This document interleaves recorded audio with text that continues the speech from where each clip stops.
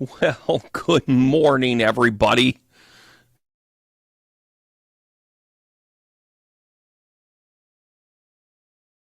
How are we doing? Hope you're doing well. I see you guys.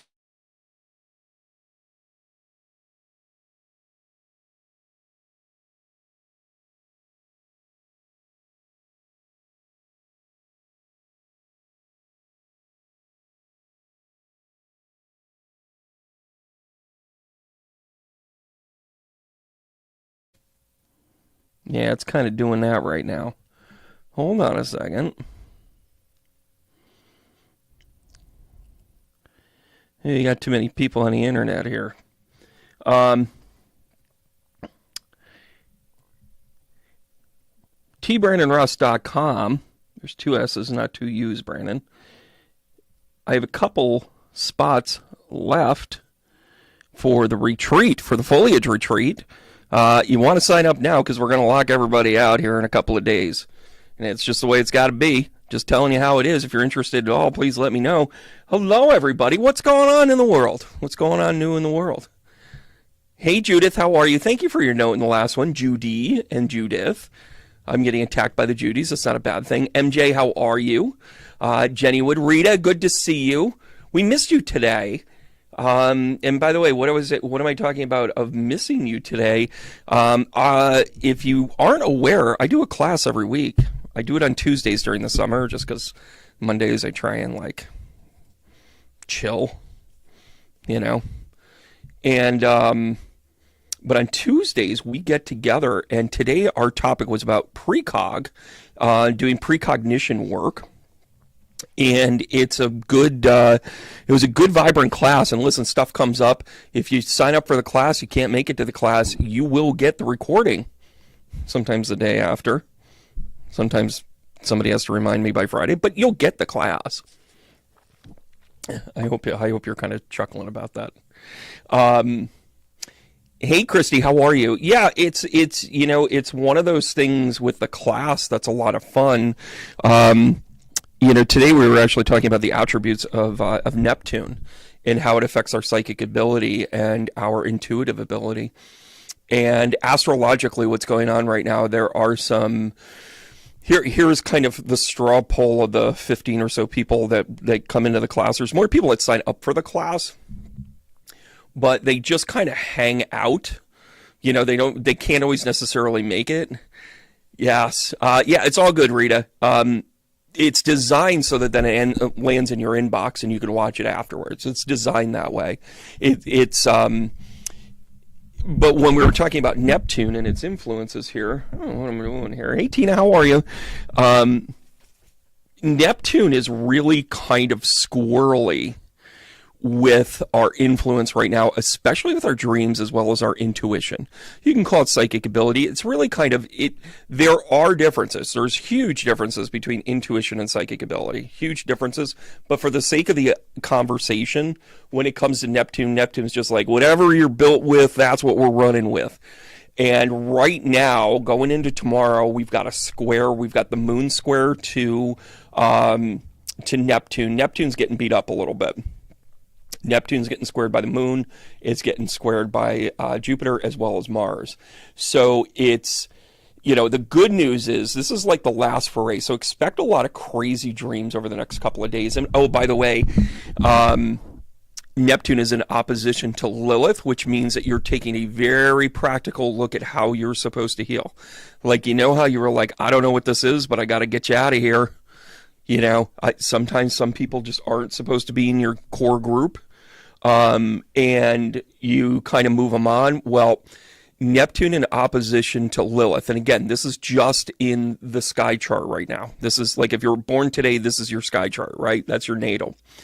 It's going to affect your natal different because of your positioning, but the energy in the air, the astrological weather right now, is that you're taking a very practical, hard line. Nope, I'm done with being hurt. I'm done with being led astray. I'm done with that impractical pie in the sky stuff. Pie in the sky. I'm a little under the weather, but I'll get there. It's all good. I really like I just had a month of like feeling awesome, and then stuff happens, right? Um, yeah, it's funny. I'm seeing some of your comments here. Yeah, more dreams for sure, Susan. Good to hear from you. Um, stealing my purse. Oh my gosh, Deborah, we actually talked about that in the class. And by the way, I'm encouraging you, go check out the class. If you're interested in maybe seeing one of the classes, send me a message. Send me a message for one of these. Unintentional psychic. Hey James, how are you? Good to see you. Somebody came to me for a reading and mentioned like you're their guy, and they came to me for a reading, which I love that stuff. Colleen, good to see you. Aaron, yes, Aaron. With your magic wands, you crack me up every time I see it. Christy, awesome. Yeah, we'll talk about mom here in a second. Black Belt, great to see you. Oh my gosh, it's got to be like 4 o'clock out there. Oh my gosh, well thanks so much. Yeah, and it's funny when you do this work and you hear people's names and whatever. She kept calling you James, and I kept going, huh? I'm like, oh well, I also know. JJ, James Joseph, up your way as well. He's actually been on my podcast. He's a riot. So I thought she was talking about him, and they go, oh, no, he has a new spot. And I go, yeah, he's got a hair salon. She's like, no, he doesn't have a hair salon. So then I was able to kind of like deduce it. It was just a funny thing. It was just one of those things. And by the way, if you're over on the Facebook thing, you see James in the Unintentional Psychic commenting on that. He pulls some tarot weekly, and it's kind of fun. You're both James Joseph? That's awesome. Well, I mean, listen, it's kind of like I don't even know who to pick. Like, I can't even pick two famous people with the same name, but usually you go with the one that you met first. But that's kind of cool. That kind of cracks me up, actually. Hey, Cece, how are you? Oh wow, Cece, great to hear from you. Yeah, yin and yang. Yeah, I'm gonna give you bonus points on that one. James Joseph is definitely a little more. He runs a salon. We'll just say it that way. Hello, Carolyn. How are you?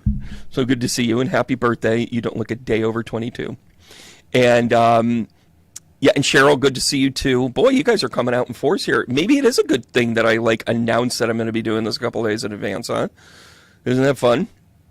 So yeah, so Neptune, definitely pulling on the intuitive parts of it. You're going to get a lot of stuff in dreams. You're also going to get some kind of scary stuff like stealing purses or home invasions or, people like who's downstairs, who's in the basement. I heard somebody in the attic. There's a couple of reasons for this. One of them, you always have to pay attention when it comes to dreams, what's going on in the human psyche, right? Right now, be prepared over the next couple of months to be bombarded with verbiage that makes you feel disturbed because they are trying to get you to vote, whatever side it is that it is. And by the way, those of you that have sent me the lovely notes about how I shouldn't ever talk about politics, I want to thank you for watching. Thanks for liking and subscribing. I also want to tell you that it is a commentary on the human condition. When you have people that have literally slept out on your front doorstep the day after the 2016 election because they weren't sure what to do and they thought that the world was really about to go sideways, they weren't wrong. So I do have the right to make commentary on it and to have political views and to decide for myself where it is that I'm going to go. And if you don't care for it, okay. If you are astute and you look at what I've done with the charts, you'll learn a ton. You'll learn a ton because it's a common ground. It's a commonality, right?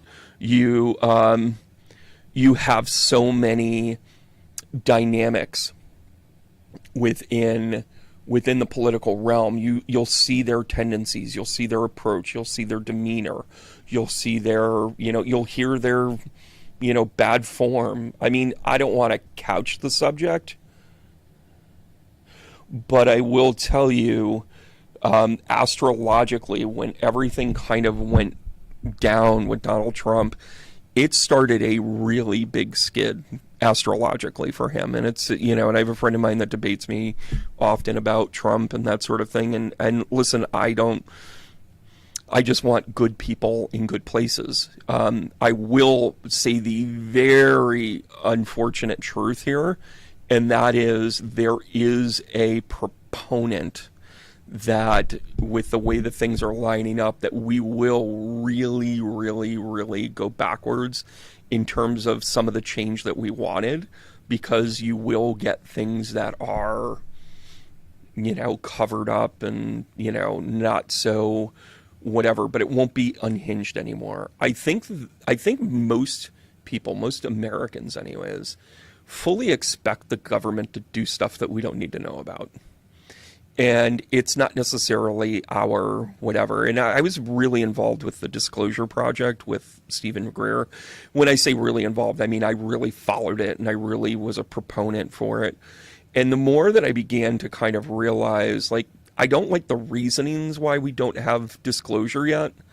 And the disclosure that we have had, have you noticed that we're still, and by the way, expecting major alien, off-planet, civilization, whatever, news in the next couple of months, like jaw-dropping. Like, you know, we went down underneath the Pacific Rim and we found these tenement houses that look like when they were above ground that they were something or another. We're going to find, which isn't alien at all, it's actually terrestrial, but expect to see some of that stuff. Did you, I don't know if anybody has heard this. I follow a lot of weird websites, and some of them are just, you can debunk them in 2 seconds.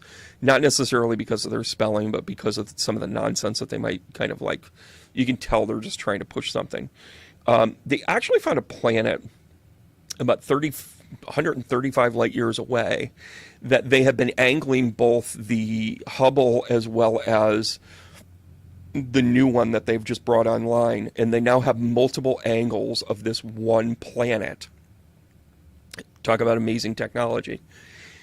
That they have this one planet where they literally have what looks like the way Earth looks like at night with all the lights on. So while we're on the dark side of the sun, we see a pattern of those light systems, and they have found a planet that has something very similar to it. Why is this not headline news?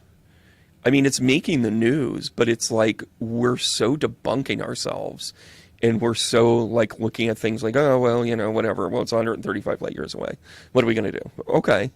But this is significant because where, you know, and my deep dive lately has been to debunk, not to debunk, but to pick up where Einstein left off. Einstein discovered so many things on this earth, but he didn't do any of his experiments not on this earth. And we got really hung up on quantum physics and kind of gravitational pull, anti-gravity, you know, everything conducted within the gravitational pull. And the reason why I'm talking about this is because I really think the way that we're going to be shocked moving forward will be to address our preconceived notions of what we're comfortable with.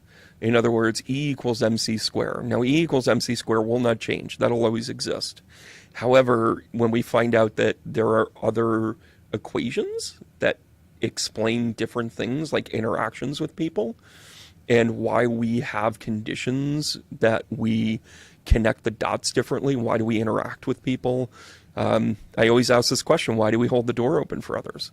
Like we you know, and traditionally the answer has always been, and I've been asking this question for the 13 years that I've been teaching, is people will answer it in multitude of ways, but they will always come from one of the intrinsic basics that we're given. I'll explain. So if you say, why do you open the door? Somebody may say, well, because my mother taught me that way. Okay, it was based in your root. Okay, why did you hold the door open? Well, I want them to do something. I want them to you know, do unto others, you know, as they do unto me, right? So if I hold the door open, then maybe that person or somebody else will hold the door open for me, right? Very sacral, right?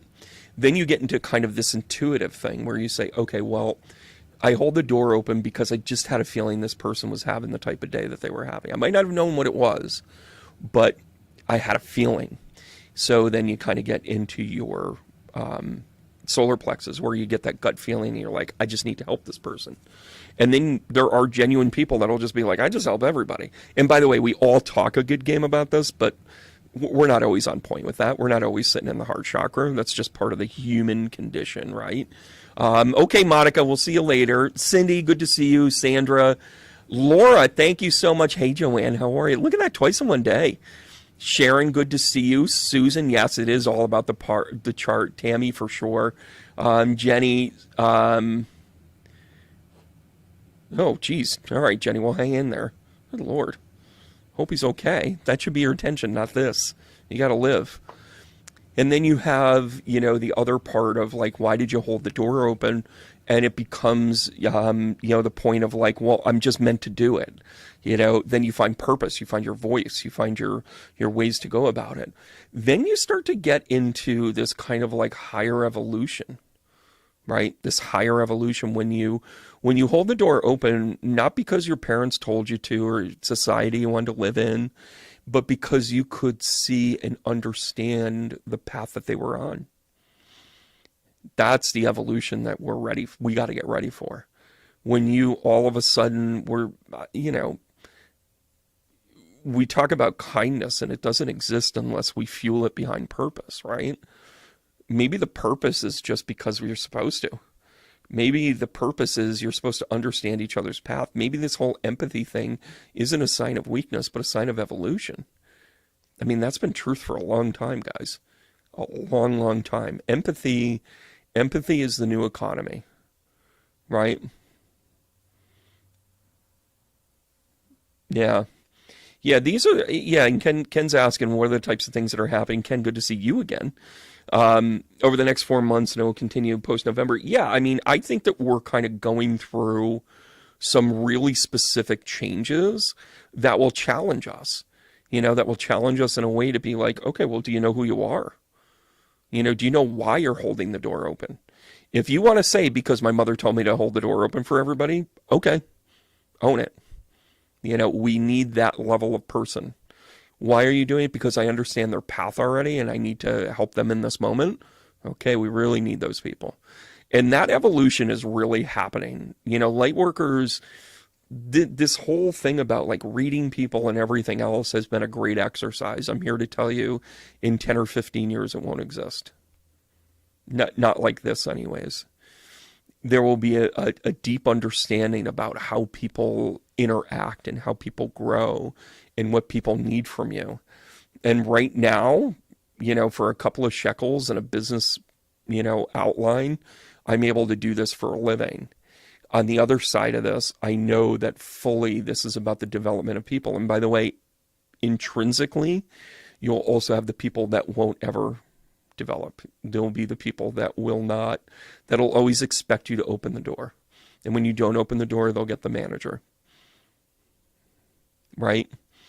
And when they don't sit back and say, why would the Olympics have a Last Supper event full of cross-dressers? Because it wasn't that. Because only in the myopic view are you able to only look back to about 1,000 or 100 AD when that story was perpetuated. You've got to go back to 2200 BC to begin to understand when the Greek legends were dying off, and it became just pantheon stories. Dionysus was the original debauchery. Hey, we're going to go out with a bang. We're going to get all of our friends together. And by the way, we're going to invite our 12, not apostles, but we are going to celebrate the new age. There was a reason why I said 2200 BC, because that is when we moved out of the age of Taurus into the age of Aquarius, right? Or into Aries, rather. We went Taurus into Aries, and then we're currently in Pisces, and now we're going from Pisces into Aquarius. And myopically, you look at it, they're offended. Instead of learning something, instead of saying, could you guys explain that? Instead, it was a hot take on how disgusting it was. And listen, it wasn't my brand of art. I actually think most of it was stupid, but I got it. You know, the French love to tickle, right? Wait a minute, that could be something here. The French love to kind of like, for lack of better crudeness, they like to just sit on your face when it comes to their point. Or they're just like, no, I'm going to carry around Marie Antoinette's because this is our history, bitches. Right? You know, is it crude that they had kings that would just behead people? And they're out there going, yay! It'd be like us in America going, that's our land now. You don't mind. We're just going to take that over. Yeah, just move up and over one, up and over one, up and over one, and right off the continent altogether. That would be like us celebrating how we just displaced every Native American. Is it bad taste? Sure. Okay, whatever. But instead of asking why or how come, that is a very valuable tool. And I think we've lost that. I think if you want to look at why we are such an arrogant, bombastic, we are a warring country. We can't wait to be right. We are finding our identity and getting over in somebody or taking out the bully or canceling someone. Oh my gosh, you can cancel somebody? How empowering is that? I mean, think of the idea of what canceling looks like. And I'm not justifying that some people can't be removed or to be able to say, hey, you know what, we're not going to endorse this anymore. I'm not saying that, but I'm talking about the wholesale ganging up on people. I'm talking about the wholesale, you know, part where we just sit there and go, oh my gosh, like, I don't like you, so I'm going to pretend you never existed. How arrogant is that? Right? That's why, you know, whenever somebody comes to me and they say, well, I'm dealing with something with somebody, and then they say, yeah, I'm just going to go the other way. I'm just going to not pay attention to them anymore. Right? I'm going to ghost them. Right? How many people have ghosted somebody where you just don't respond to them anymore? You pretend you don't see them. You block them, whatever. And it is one of the most hindering spiritual things you can do. Because what you're doing is you're avoiding, you're not facing. And everything to do with spiritual development is about facing things. I've had people ghost me and they were justified. They gave me 3 reasons. They wouldn't even give me 3 reasons, but I knew their 3 reasons. And virtually none of them had anything to do with me. I mean, like, never. And think about that. When somebody just ups and goes and whatever, and then all of a sudden they kind of creep back in and then they're like, hey, how you been? And then you're like, what do you want? And then they go, what do you mean? What do you mean? Oh, sorry, I've just been, okay. And by the way, I'm not saying you can't be busy. I'm not saying that human things can't happen. But there's a tone when somebody does that. There's a tone, right? But think about how we work as a society with that stuff. We're not holding the door open for them anymore. We're no longer fulfilling our role to them. Maybe our role to them was to say, hey, you know that thing you said? Yeah, that's a thing. I don't know. I just want to give you some awareness, and it's on you to accept what it is I'm about to say. But that wasn't good. Some of the closest people that I have are the ones that have said that shit to me. You want to know how you get on the inside with this? Go, hey, B, I don't know if you saw this or not, but I'll never forget I used the wrong chart once. Some of you will remember this. And I used the wrong chart, and I got a phone call from her friend across the sea. And Penny goes, B, she goes, I love you. And I go, oh, thanks, Penny. Love you too. And then she goes, you used the wrong fucking chart. And I'm like, oh, what do you mean? And she goes, what are you doing? You're making us look like idiots. And I'm like, whoa. She had strong words. I respected her tenfold. Because she didn't want to see me make a mistake. Did it affect her? Sure it did. We had a show together at the time. But on the other side of that, it was also her way of saying, I care enough about you. She could have just upped and said, no, I'm done. See you later, bye. No, she was like, hey, this is a teachable piece of this. My role to you is to be like, hey, you be the crazy Pisces, I'll be the crazy Taurus. That was the deal. That was the convo, right? And I think that a lot of times people that connect the dots with their ability and their roles is really important. Now, what does this have to do with everything else I'm talking about?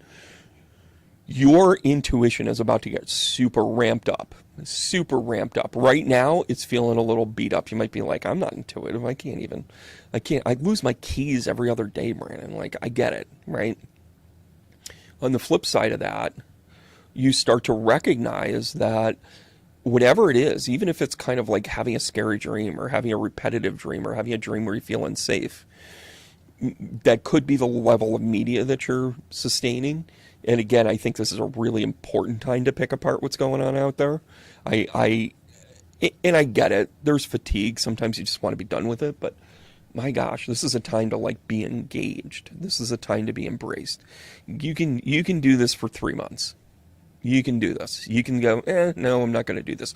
Your mind might already be made up, but that doesn't make you immune to the amount of stuff that's going to come in.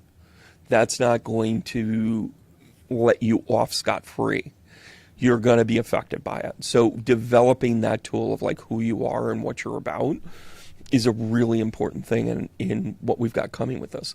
Yeah, I also think, I thought this was kind of interesting too. With the Olympics is how much, first of all, did I really just see Snoop Dogg do commentary? Highlight commentary? I'm sorry, what? I don't know if it's awesome or I'm on some sort of weird time-space continuum. I really don't. I mean, Snoop Dogg come out, he'd be like, hey, listen, he'd be slamming down, and I'm like, what? By the way, I do a pretty good Snoop Dogg. It's completely inappropriate, though. Yeah. Hey, Alexandra, good to see you. Good to see you maybe twice. Yeah, the engaged part of it is be present with it. Be present with it. Understand when people want to argue with you, and people will do this. People want to argue with you because they're scared. They want validation points. They want to know it's going to be okay. They want to either know that you're on their side. Like, hey, you coming with me? It's like you're holding up your goldfish and you're going, who's coming with me? And then you're like, nobody comes with you, Jerry Maguire. Right? Nobody but that snaggletooth secretary, who, by the way, can we get rid of all of the plastic surgery? She's like a top 10 tragedy to me. Meg Ryan, number 1. Always number 1. Jennifer Grey is somewhere in the top 5 too. Just don't. Ladies, don't. You're beautiful the way you are. Gentlemen, we go graceful. We let our hair grow out because we can. Somebody asked me if I was growing out my hair because I wanted to flaunt that I still had it. I'm not going to lie, kind of. Anyways. But we kind of go down this path of if we just go la la la la la, it doesn't exist. That's not how intuition works. You can shield it, you can guard it, you can protect it, you can ground it. You can't ignore it. That's what I'm talking about with being engaged. So you can either let it affect you, or you can go on the offensive and have a plan around it. I'll give you an example. So the moon squaring Neptune tonight into tomorrow. So you got a couple of days of good dreams. Now, are you going to go to bed scared? Or are you going to go to sleep thinking to yourself like, okay, dreams, tell me what I need to say? By the way, you're going to have dreams, and you might not remember them, all that other stuff that comes along with dreaming. But if you approach it from the standpoint of like, hey, let's manifest this argument. Let's manifest this connection. What's going on? And you may say, oh my gosh, I just need to sleep and blah, blah, blah. I get it. This is a time to be engaged, though. This is a time for you to say, okay, here is the opportunity. What are we going to do with it? Right?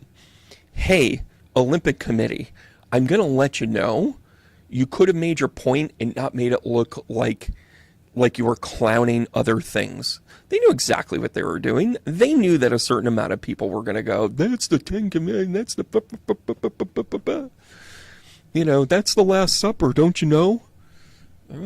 Okay. It kind of still was, because you can represent two things at once. Good art does that. Am I right, Linda? Good art represents more than one meaning. So yeah, it can be those things. And don't be surprised if that's the kind of whacked out dreams you start to have. You know, people have accused the Super Bowl and the Olympics and every like national in your face thing of being this kind of like ritualistic and satanic and blah blah blah, all that other stuff. If you wanted to do a really deep dive into it, look up how the duality of light and dark and good versus evil is used every day in marketing. You will fall out of your chair. You will fall out of your chair. If you ever wanted to know why it is that Honda or some other car company doesn't show a car crash when talking about their safety rating, there's a reason for it. They want to give it the illusion that if and when, not when, but if. But they talk about it when you crash or when this happens, when we went ahead and did it for you, right? And all of these major car companies, the Fords, the Chevrolets, whatever, know that they at any given time could be handing you the keys to something that might be suspect or might be really good. But they can't really sell it, but they can sell what they can't talk about. That is one of the ways that it happens. So you're creating duality in it, and you're like, well, it's got a safety rating. And then, God forbid, this is where the conspiracy stuff comes in. You look at the safety rating, and you're like, how is that really a good safety rating? When other information goes, oh, because somebody was bought and paid for at the consumer place. That's where we're at right now. We're not able to trust information. So guess what you do have to trust? Oh, somebody just figured out where I was going with everything. You have to pay attention to your intuition. You have to pay attention to the gifts that you have in what you're doing and how you're going about it. You know, sometimes you get, we talked about precognition a lot today. And the precog part of it was, how does it help you? So what? So what? You get this information. Is it so that then you can be a soothsayer and warn the village that it's going to be flooded? Nope. I don't care how much you develop in this, and this was a lesson I had to learn. There are no superheroes in this. The most taxing thing that I do is when I get a phone call from the police or when I get a phone call from a friend about a missing person. Like, there are no, like, that is go time. You either you're going to get it or you're not. Right? And by the way, that's not my responsibility to find that person or to solve that situation. But I can give credence to it. I can help them along. But that's all my role is. Once upon a time, I used to be like, I'm rolling up my sleeves and I'm going in the field. Well, dipshit, we need you back at the ranch and psychometrize the space. Oh, okay. Big difference. Huge difference, right? So what's our role in all of this? Everybody on this channel right now, between all the channels, about 50 people. You have a very specific gift. You have a particular set of skills. I will find you. But you have a very specific role in all of this. No more of the I wish I could do that or I wish I would whatever. It's your time to figure out how you can start to apply this, right? Because this will be self-service mediumship. This will be self-service intuition. You will be bagging your own spiritual adventure here moving forward. And you will not be invited to the Christmas party. Although I do get invited to the Christmas party, the self-checkout Christmas party at Hannaford in Lansingburg every year.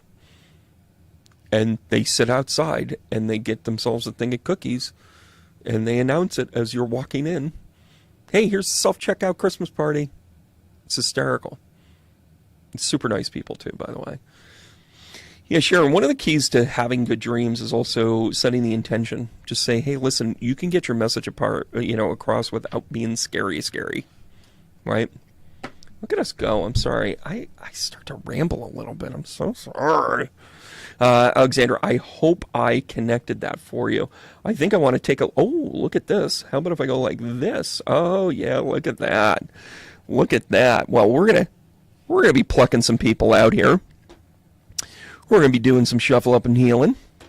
Thank you guys over the last couple of weeks. I've been a little bit... First of all, I hadn't done a live in like 2 weeks, which it's just the schedule, right? And squirrel, yeah.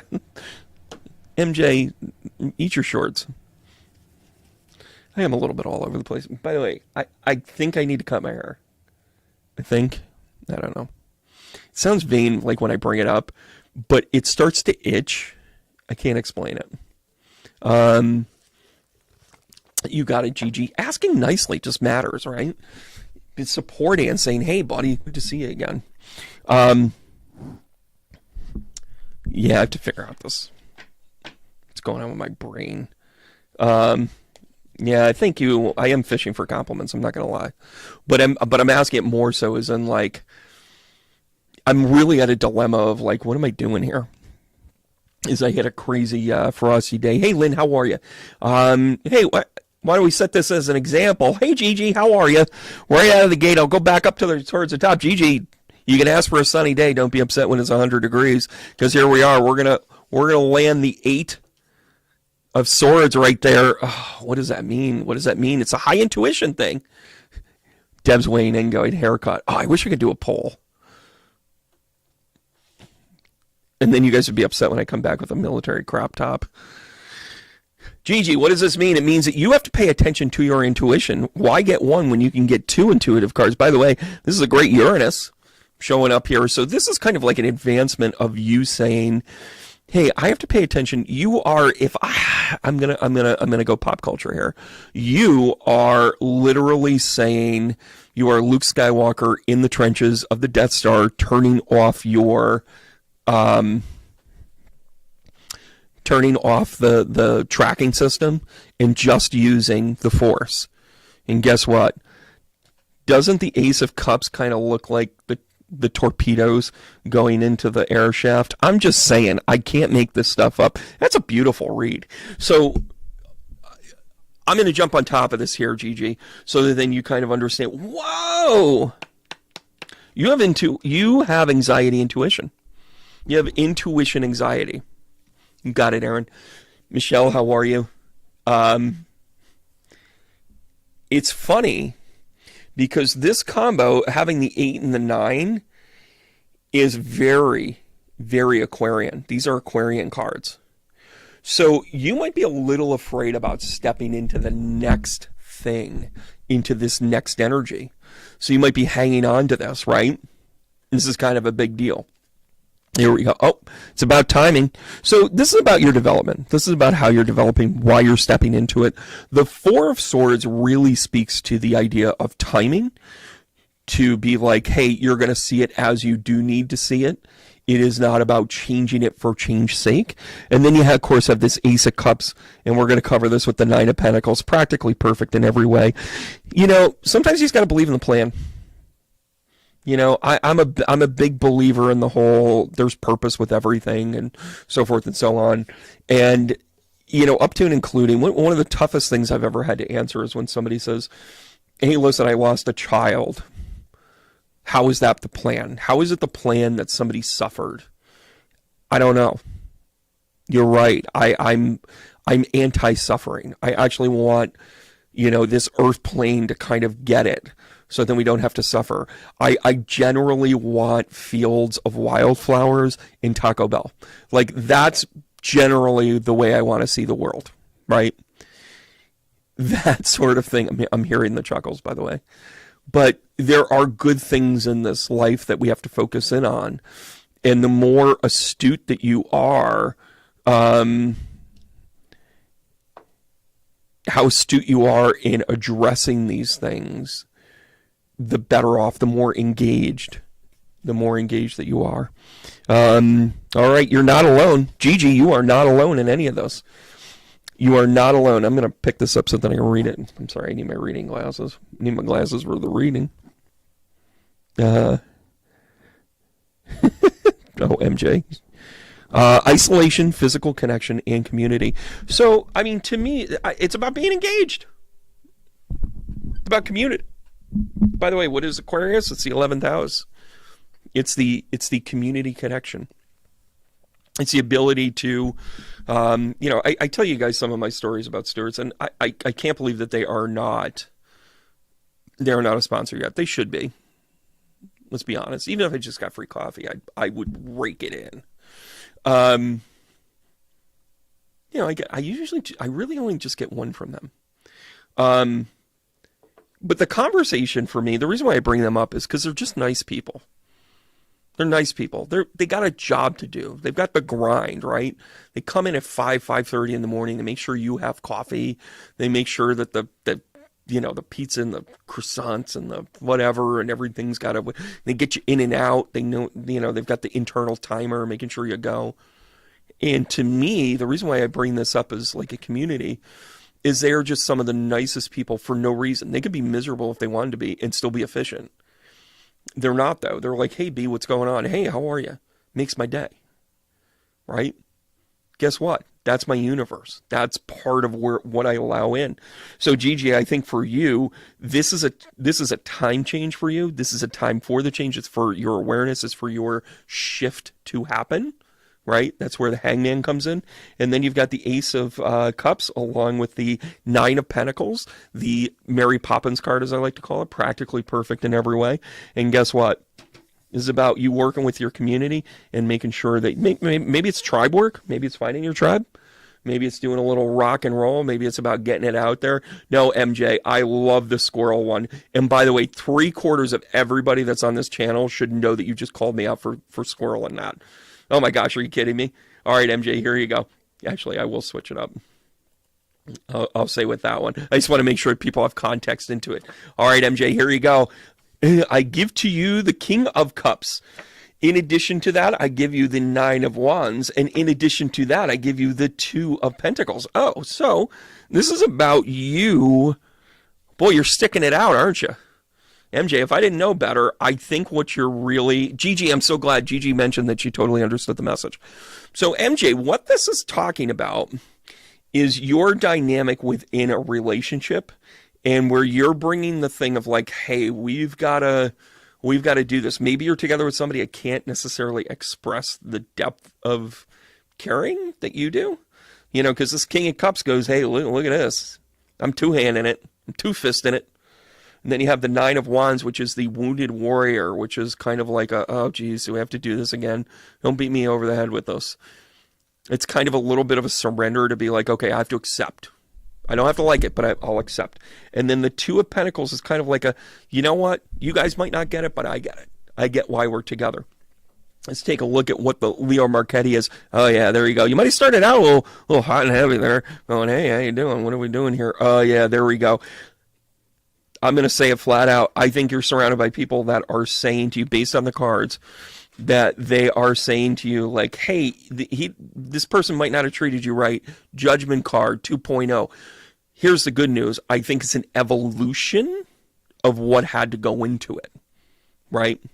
The evolution of what had to go into the relationship. And then you got the Five of Pentacles with the Two of Pentacles. So you feel like you might be missing out in something. You feel like you might not be completely fulfilled, but there's an understanding here where you're like, you know what? I'm good with the comfortable. I'm okay with that. Sometimes you just get to a point, like it dawned on me the other day that you guys know that I call my youngest son Meal Ticket. I love him to death. And the reason why I called him Meal Ticket is because he really, he was like a sports fiend. He was, he could hit, he could run. He was a 5-tool player. He was smart. And then one day he's like, I just don't want to do that. I want to do this. And I'm like, okay, well, we can't meal ticket that, but it's just who he is. That's a little bit of this feel where it's like, oh, I don't have the kid I can brag about, but he's super happy. Okay. I'll take it on the chin and be like, hey, this is about my own ego going, oh, I didn't need that. I don't need to be the super uber proud sports dad right now. I need to be the proud dad. and go from there. That's this combination, by the way. A lot of people think that the Five of Pentacles is all about like being left out in the cold. It's not. It's going without something. It doesn't necessarily going without everything. This combination is you have reconciled that maybe it's not perfect. You've reconciled that maybe you learned that you needed to not necessarily externalize a conversation about something internal. In other words, relationships, you shouldn't talk to other people about them because they might not understand it. And listen, could it be healthy and not healthy? Who are they? Right? You know, my favorite thing is, you know, how many girlfriends on girl night go, oh, he's a narcissist. You don't even understand what. By the way, all of us are narcissists. That's a scary thing. I've got bad news for you. Bad news number one, we're all going to die. Like, none of us are going to make it. Sorry, guys. In the history of forever, nobody lives forever. Jesus didn't even make it, okay? Number two, we all have a level of narcissism because it is essential to our survival tactics. And there are times that we act in a narcissistic, self-serving, unempathetic way where we make a decision based on the only thing of us being the main character. And we have all done it, up to and including even survival. So we all have something in that. And, you know, that girlfriend that's 3 martinis in and goes, hey, he's a narcissist, not qualified to talk about it. And that is a challenge here. That is another one of these challenges that we're having. We have enough information to use the words, but we don't understand their meanings. Sorry, I just put that one out there, didn't I? But MJ, we've got you here because we're going to, oh yeah, this is the breath of the cosmos. Oh yeah. My will to thy will. You're a strong cat, man. MJ, you are a strong person through and through. You wouldn't have gotten this combination. So you've kind of been through it. You kind of waned a little bit because you had some stuff happen. Who doesn't? And then you're like, hey, I'm going to make the decision to make this work to the best of my ability, even if I'm the one doing all the heavy lifting. MJ, you are not alone. You are one strong cat. I love it. Love it. Hope that helped, MJ. And now she's kind of like, I will never call him a squirrel again. Yes, you will. By the way, one of the challenges that I had in teaching a weekly class is to stay on point. Kathy, you know I will. And that was kind of a joke in the first couple of classes. Like, people were like, hey, are we going to stay on point? Because my classes used to be like 3 hours long. MJ, thanks so much for tuning in. I appreciate you. Thanks for rocking and rolling. Yeah, Kathy, how are you? Hope you are doing well. Thank you for supporting the channel. Thank you so much for doing what you do around here. Hope you're ready for it because you're next up. 2 of Wands. This is about decision-making time. Oh, the 10 of Wands. Wow, we're getting rid of the Wands right away. Wow. And then the Knight of Wands. Holy Toledo. So, boy, kind of a little bit of a decision tree here. Because you've got the 2 of Wands where you're kind of stepping into it going, I got to choose something. Should I stay or should I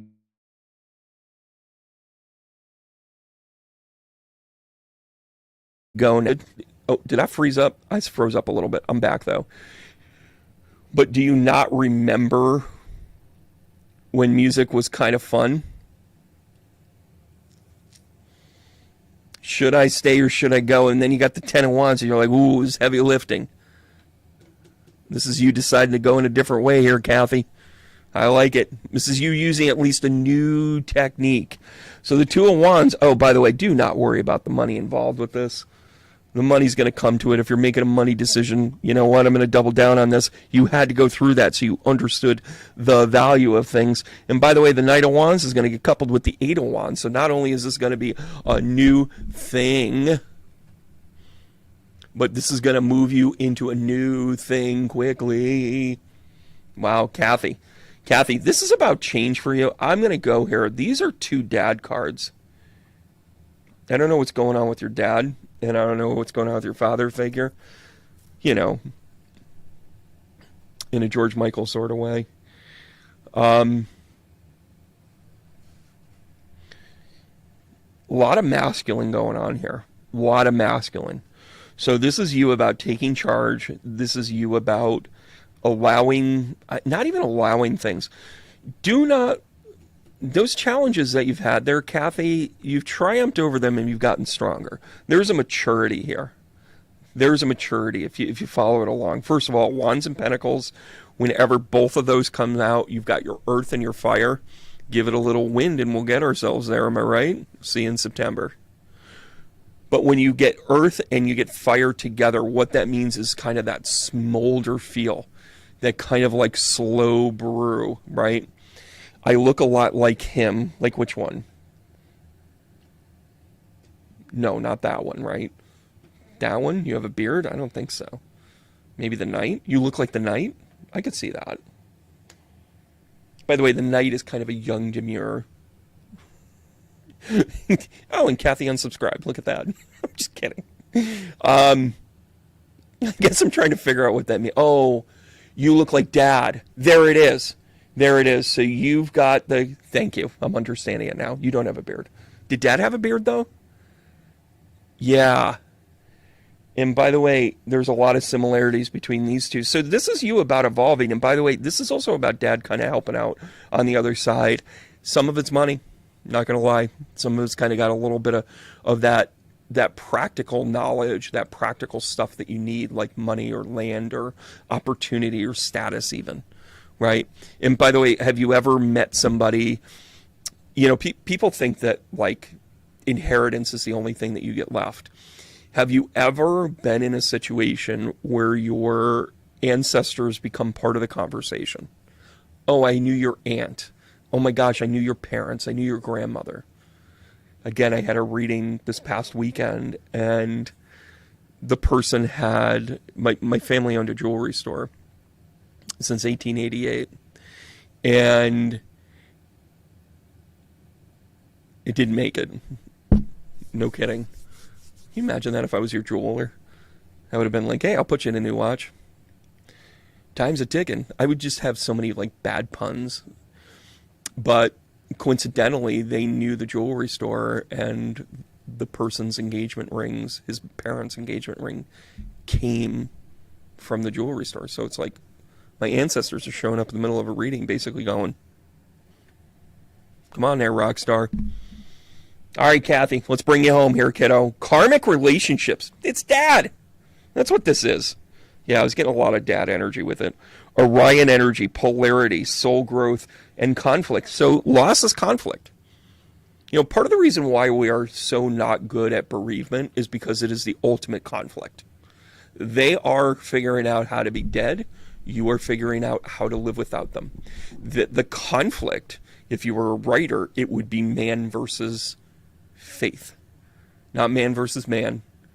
The man versus man is within yourself to say, did you build your tools before they left? Whew. That just got heavy and deep quick. Kathy, I'm sorry about your dad. He's a good guy. I just met him. But he's talking about being a karmatic partner with you. By the way, that means he moved into your soul tribe family. It means he connects with you regularly. Hope the dreams get crazy for you. In a good way.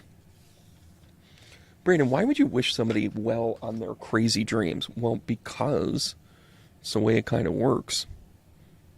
It's the way we kind of works. Yeah, Kathy, thanks so much. I'm sorry I was a little all over the place thinking you had a beard. I'm so sorry. But the two of you do look the same. They look energetically awesome, right? Hey, Cindy, how are you? We haven't seen from you in a while. Oh, you're asking down here if the timing is right for me tonight. What are you, hitting up a liquor store? Like, what's going on here? I don't need to know. I don't need to know. I'm a mandated reporter. Well, here you go, kiddo. Oh, yeah, this is a new way to approach things. If you want to just talk about timing, that card right there is you taking charge. Oh, somebody's letting go of shit just to be happy. Bam, to the bam, to the bam.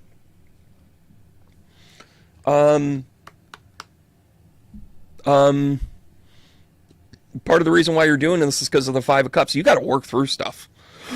Wow, you got two Five of Cups, and then you got a Five of Wands. Internal conflict. And by the way, your happiness will stem from your path being battle tested. Meanwhile, Cindy's just like, really? I caught this live and now you're beating the crap out of me? No, I'm not beating the crap out of you. I'm saying go team go, Cindy who? Cindy Lou who? Listen, when the Knight of Swords comes out, little impetuous, kind of like, ah! We'll take the castle. And then you're like, do you have a plan? They're like, why would I have a plan? Just saying.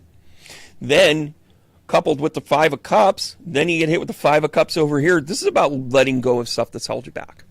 This is about letting stuff go when you're like, hey, listen, I'm going to keep my stuff, you keep your stuff. Right? And then you have the Five of Wands on top of this where it's like, you're just conflicted. You're like, should I stay or should I go? There is that again. Right?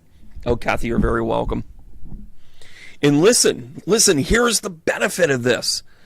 Fucking, you already know it. Listen, for those of you that are sitting there going, oh, this is rough. I got Cindy's back. Don't you worry, Cindy. This happiness card, I love how this ends. Love how this ends. So the Seven of Wands is about you standing up for yourself and going, yeah, no. And then you have one person kind of barking over here and you're like, no. And then you have this other person going, yeah, but you know what? No. Then you have this other one going, I would like to talk to the manager. And you're like, no.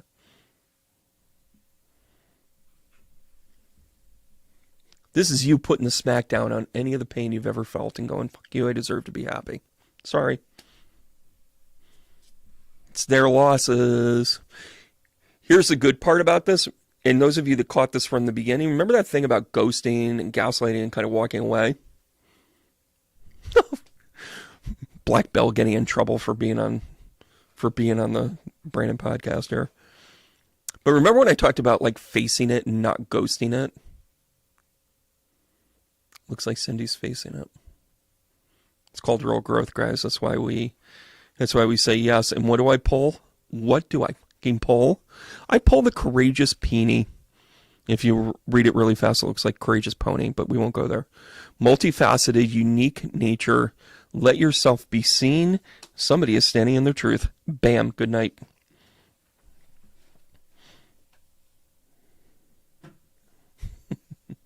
I'll be happy to talk to your manager, Black Bell. Actually, if you want, I can turn this into like an HR seminar and just be like, and part of the reason why we don't do that is because there are sensitivities of different transmutation genders of perhaps the different courtesies that we could have. I just think that, okay, we're going to have a fundraising team now. And we're going to, I love HR. I love all of you. And your value will be judged on the other side. I'm just letting you know. Anyways, Cindy, great to see you, love. Hope you guys are doing well. Hope Richard's doing well. Even if this is just me connecting the dots with people that I've known for a bunch of years, I'm totally okay with it. And you get to know people. And yeah, I'm not going to lie. I have her kid's picture on the refrigerator in the other room because he's a good kid. She sent it to me and I said, oh, just keep this. Every once in a while, I'm like, hey, kid, hope you're doing well. Your uncle loves you. How about that, Cindy? All right, guys, here we go. Look at this. Although I have to tell you, that picture of you with the emoji laughing is kind of a little bit of everything right there, huh? You got it, Cindy. Good to see you, hon. Judith was asking, Aaron, I know you're up there.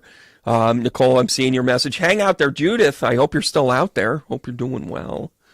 Hope you're still rocking and rolling a little bit. You were the first one in, actually. You said hi to me before anybody else. You were on before I even had the camera on, which was a little weird and creepy because I'm like, am I not? Are they, what's going on there? Hi, Judith. Oh, yeah, you are still there, rock and roll. All right, Judith, here we go. Oh, here we are with the Five of Pentacles again. So, again, it's about change, kind of being out in the cold. Oh, yeah, we're building up here. And then we got the King of Wands. We're taking care of stuff. Oh, come on. Judith. Oh, Mama. Oh, good to see you. Judith, let's talk about your transition from recognizing that you are a strong, independent, kick-ass person. You are taking your challenges and turning them into benefit. No, this is losing dad. Holy shit. I'm going to keep rolling here. Yeah, he was a little bit of your everything. Thrown into a little bit. Oh.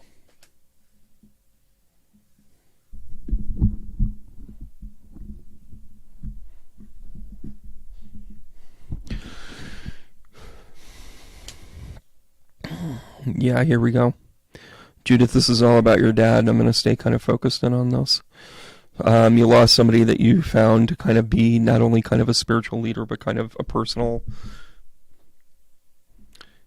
Even if he was a very flawed man, you looked at him as in, I had to look up to him.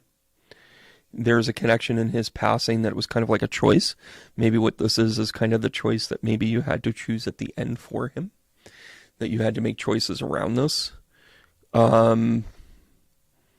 Yeah, okay, so I'm going to say this to you. When you're talking about this as in, you might have felt like you had the person. You feel like, hey, I've got a whole bunch of suitors and people look good. They give a good game. But don't forget the salamander is about kind of like changing to whatever it is, and you got a bunch of suitors to it. And then you get the Ace of Pentacles. By the way, this is also kind of connected with dad or father energy, because what you're doing is you're getting help with the practical. And then you get the moon. On one side of this, I want to tell you that if dad is in passing, he's going to come through to you in some dreams. If you are on the dating scene, you are looking to connect with somebody that will actually be practical, worthwhile, and worth your energy. It is time to get off of the over decision train. I think what you're also realizing is that there is no perfect person. You know, if you want to go back a few readings here, there is no perfect person. Sometimes you just have to resign yourself to the idea that they check off, 7 of the 10 things, but, they will never do Cirque du Soleil in the bedroom. Okay, all right. We'll just have to live without it, right? And you can sit there and go like, oh, is Cirque du Soleil in town? And you're like, yes, we'll go to Cirque du Soleil again. Okay, can we get a room? All right, that's a bit much, hon, but okay, we can do that. It's all good. But I think this is you realizing like there is no perfection. There is no whatever you thought the world owed you in terms of a connection with somebody. And then you started to be like, I'm just kind of seeing a whole bunch of things and, kissing a lot of frogs and whatever the case may be. This is about you finding the dream within somebody that just has a tailored, just right thing. They have the one thing that you're looking for, that you're going, hey, there you go. So the Seas of Mintaka, which, by the way, is on the Aquarian planets. Seeing potential, bringing unconsciousness to light. So maybe this is about unlocking it with somebody. Maybe you've had a bunch of failures because you haven't found the one, because that's not how it's supposed to go. Maybe you've got to pick up, these information. Look, it's funny. I've been coaching somebody for a while, and their challenge was that they always kept finding people that they kept finding the wrong thing about them. They would be like, yeah, well, they're this. Yeah, well, they're that. They whistle when they talk, or, they've got an overbite, or they don't have like great hair. There's a lot of imperfections in the world, right? And the thing that I had to kind of explain to her was that maybe, and she's like, I'm just tired of dating. And then when I gave her the perspective of maybe we go through these things because we have to understand something about ourselves. It's the same thing with past lives. How many past lives have you had? Well, according to the elevator, I have 287. By the way, that was a past life regression joke. If you got it, double bonus points. Mine are with binoculars and telescopes, just to let you know. Mine are a little different. I'm able to give you vision, not necessarily give you answers, which is what you should be looking for in that. But what was interesting was when I gave her the analogy of maybe you're supposed to go out with this person because you realize that, oh, I had Clams Casino with this person because I never had them before. Or I went to the drive-ins with them, and it was a throwback to like some sort of like whatever, right? Like, oh my gosh, we saw the stars, we watched a movie, it was perfect. And or maybe you connect with them right when they're going through something really profound. And you're the one to just hold their hand and say, it'll be okay. And they're like, I've only known you for a short time. Why are you treating me like this? Because I'm a good person and you're a good person. And this is who I am to you right now. That's what I've been talking about this entire hour and a half. Maybe it's recognizing where you're supposed to be. And guess what, Judith? Maybe all of those things that you're going through with all those frogs you're supposed to let them know. And by the way, in that there's bad behavior. In that there's like dipshittery. In that there's the game, right? Should you text them? Shouldn't you text? By the way, my phone is closed to people that need to know when the next contact should be. I am not, if I'm giving you relationship advice, you're kind of screwed. But the whole idea of like, we had a great time, and then I'm like, okay, well, all right, that sounds great. Well, they haven't texted me back, or they haven't texted me. They haven't told me they had a great time. So push it. Be present. Hey, let's have a conversation about this, you child. Because if you're going to act like this, I'm not in. Well, I like you, but I don't know if it really is a fit. Okay, great. Thank you. Thanks for letting me know. Right? Oh, Sandra, I gotcha. Right? Why don't we do that? Why don't we actually have that? Oh, that's not going to work? Okay. All right, Judith. Hope you can take that to heart. I hope you can use that. I think you can. Where are we going to here? Hey, Sharon, I want to address this one right here. So much going on from your mind, from your path, and what the future will be. Okay, first of all, quit worrying about the future. The past, work on letting it go. And number 3, being present with this. Here's 3 cards in your present. You ready? Woohoo! All right, the 4, this is about timing. Of course, you ask a timing question, I give you a timing card. Good night. Mwah. But wait, there's more. Queen of Wands. Oh, you saucy one. And then, the Hierophant. Well, you're going to do it the right way. Hold on a second. We've got 3 cards to answer. Oh, yeah, the 7 of Pentacles coming up on this. This is you working hard, feeling like you're stuck here a little bit, Sharon. And guess what? If there's a bustle in your hedgerow, get along now. My regards, Led Zeppelin, because here we go. Oh, my goodness gracious. We got a double whammy on this one. I'm loving this. I got to get my sound effects up. All right, from left to right, we have the 4 of Swords. We know this to be the timing card. This is about being revealed at the right time. It is covered by the 7 of Pentacles, which means that this is about the hard work that leads up to this. You will continue to do the hard work until the time is right. And then you have the Queen of Wands, which is kind of the sassy bitch of the whole thing. One of the highest ranking cards in all of tarot. The Queen of Wands is both intuitive. Oh, by the way, this was a card that we covered in class today. You might want to join. It's called the Weekly Bee. Go to the website now. Then you have the Hermit, which is about you elevating to the highest level. This is totally knowing who you are. It is a spiritual involvement. It could be a physical involvement, but more importantly, it is a matter of self. And then you have the Hierophant, and then you have the Queen of Wands again. Holy Toledo. Listen, if you don't get any here, Sharon, it's not Barry White's fault. I'm just letting you know. Because this combination is about finding almost like the love of your life, and finding that it's like there is a fidelity for you. That doesn't mean that everybody's infidelity. What it means is that you are like true to who you are. You have stuck to your guns. You've developed to know who you are. Bam! Love this reading. Love it. Love it, love it. Sharon, I don't even know if you're here.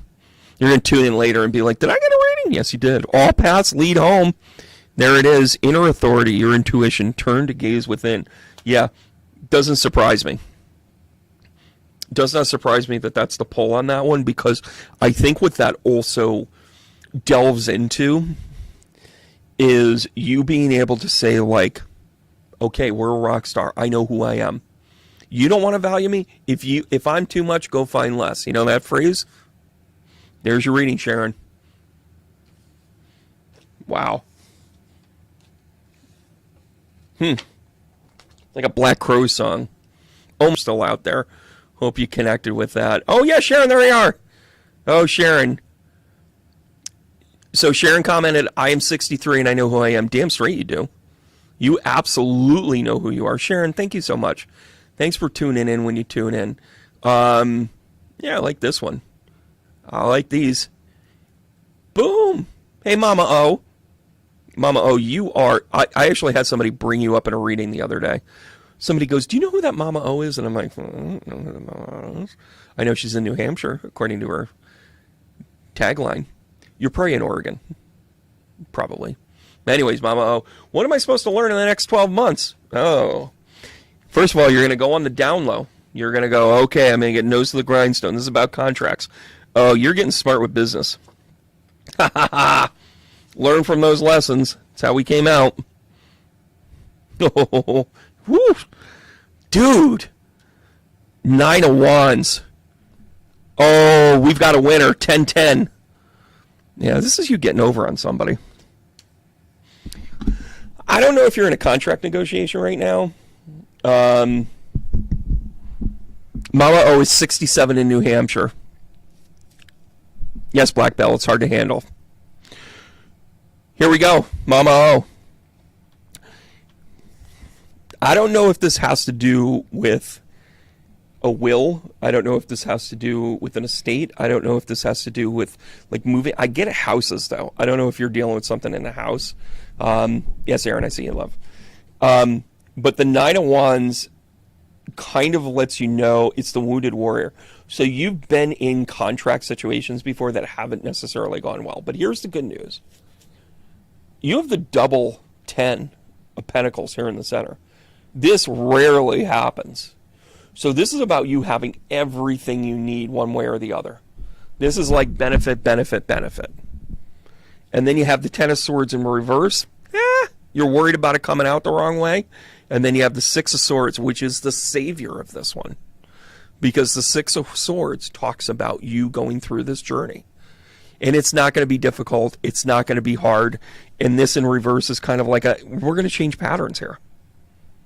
I love this for you, Mama O. 67 or not. You're looking at this as in like, hey, this is going to be a good move for you guys. Hey, Trisha, how are you? Yeah, cracked open, rock bottom, surrender to the alchemy of life. You know what this is? This is you saying, you know what? I just got to bite the bullet. I got to go do this. Right? That's a big deal. That's a big deal. Wow. That's a lot. Wow, Mama O.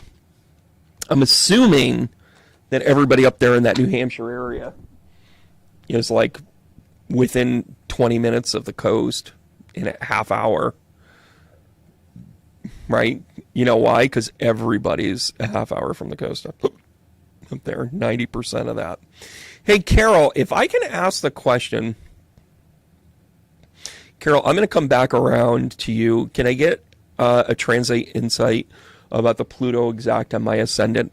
Is your ascendant Aquarius or is it Capricorn? I'm going to go both ways on that one. So I'm asking you that question. I'm going to circle. I'm going to do another reading and then I'll come back to you on this one because I want to get to Casey here. Hi, Casey. How you doing?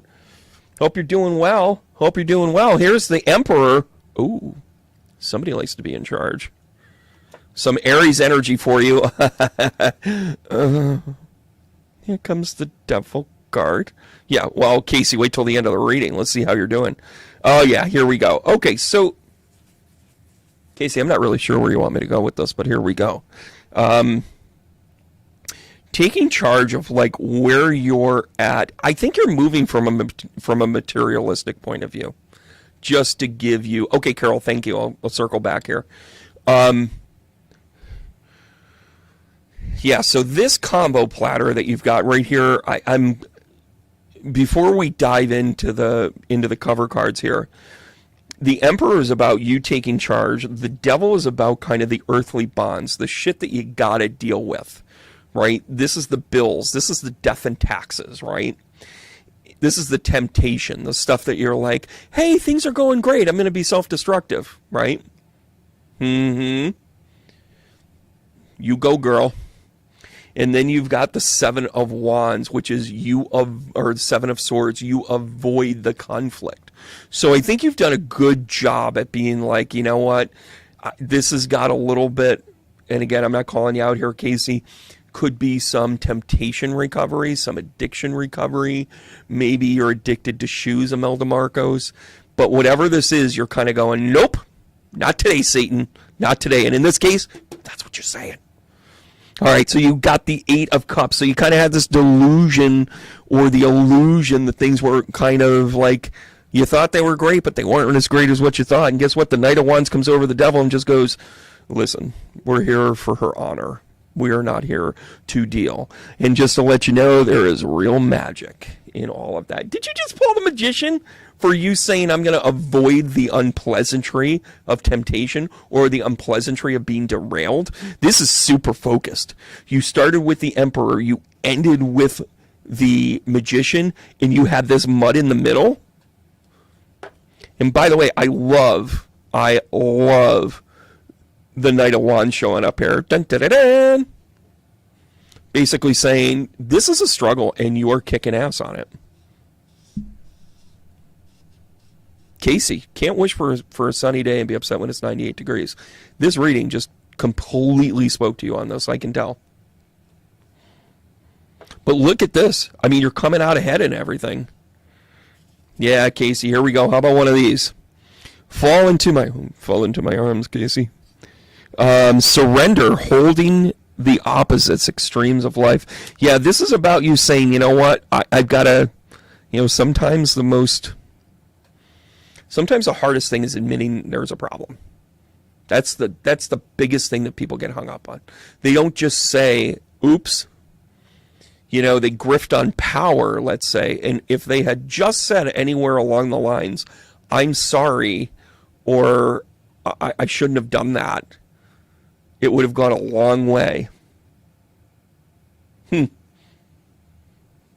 it's a little weird to say fall into my arms, but it is something to say that you can trust the process. When it says fall into your arms, I think what it's really saying is kind of like that, that... By the way, this is Human Resources chiming in. Okay, everybody, we're going to be doing some team building here. Okay, now you three that have never lifted anything over 20 pounds, I want you to catch this 285-pound man who eats nothing but cheeseburgers and raw meat. We'd like you to catch him. You just have to trust, Brandon. You just have to trust. And then I'm like, I don't really think that, Susan from accounting can catch me. I'm sorry. You can say whatever. You're saying trust, I'm saying physics. And then they say, oh no, Brandon, you should really kind of like whatever. And then I'm like, okay. All right, I'm going to trust everybody. And they're like, okay, everybody, just make sure, remember, what you're going to do is give Brandon the gentle experience and kind of let him drop to the ground. You're going to catch him. You're going to slow his acceleration down. And then you're going to gently let him know that he can rely on you as the team. Okay, everybody, is everybody ready? Brandon, are you ready to trust? Okay, are you guys ready to catch? Okay, Brandon, ready? 1, 2, and that's why HR departments should all burn in hell. Do you like my little depiction? Hey, Paula, how are you? Sandra, how are you? You have waited long enough, but let me get to Carol first. Carol, you asked a very important question. So you're an Aquarius rising. So right now, what is happening? What is happening right now with Pluto is in retrograde. Remember when Pluto had gone through the succession in the 248 years? By the way, next year is 250 years. Happy birthday, United States. But at 248 years is when Pluto reconvenes with itself or becomes conjunct. Pluto returns. It's called a bunch of other things, right? So what's happening uniquely for Carol here, by the way, Carol, I'm going to put you up here and just say Aquarius, if you don't mind. So Aquarius, as you're rising, means that, and you're probably a low angle, you're probably somewhere right around, between 1 and 5. So it's dancing right on your ascendant. This is a very empowering time, but retrograde is very restrictive. So your piece of this right now in retrograde is observe. It's moving back into Capricorn. It's going to tap dance in Capricorn for a couple of weeks. When it starts to go what is called direct, I want you to throw a party. I want you to go be a rock star, because as an Aquarius rising with Pluto sitting on your ascendant, you are going to find incredible purpose as to why you're going to open the door for others, why it is that people will just stop their nonsense with you. It is a very empowering thing. You got a little bit of a taste of it probably about 6 months ago, earlier in the year. And then as it started to slow down and go station, slow down and stop, you're going to have this epiphany. And it's gonna rip a Band-Aid off, kid. Like, Carol, this is one of those placements where you're like, when astrologers see that position, they go, ooh, anything on your ascendant, anything sitting on your descendant, anything that's sitting straddling the 6th and the 7th house, or anything that's straddling the 12th and the 1st. It is empowering for different reasons. And the reason why I was asking about whether you're Cap or Aquarius, Capricorn, if you're Capricorn rising and a late numbered Capricorn, you just feel beat up right now. That is just, you're just like, You're like, how many more Plutos are there? It's like Capricorns are sitting there going, it's not even a planet anymore. What is it doing to me? And then Aquarius are sitting there going, not only is it a planet, but it's a good one. God damn it. I'm part of the Pluto Society, just to let you know. So, Carol, that's a little kind of like quintessential thing. By the way, guys, I still do chart readings. Get in on the schedule. I'm a couple of weeks out now at this point. Summer's always a busy time. But, Carol, I hope that answered your questions right there. That's a really kind of cool thing. Yeah, Carol, Carol's commenting that she feels like there's more to life. Get ready. Get ready. Oh, Kathy works in HR. Yeah, why do we do team building? Right? Yeah, sure, Sharon. We'll get to it. Hang out here, guys. Linda, good to see you. Jeanette, if you're the Jeanette that I think you are, hope to see you next week. You're in the crux now. Latest one to join our weekly B. Yeah, 1 degree. Yeah, Carol, there it is. 1 degree. I'm catching up on the notes here. Yeah, Trisha, coming to you here. And Renee, I'm seeing what you're saying. So no Scorpio sun and the Sag. Oh, yeah, there you go. That Aquarius rising. Double up on the Scorpio and the sun. So if you're Aquarian, so before I go there, I'm going to stay on astrology here for a second. Renee, double up Scorpio sun, moon Sagittarius, and Aquarius rising. With that combination, you are either sitting, your sun is sitting in the 10th house on the straddle of 9th and the 10th. If you're an Aquarius rising, you're going to be in kind of one of those two things. If you're in the 9th house, sun,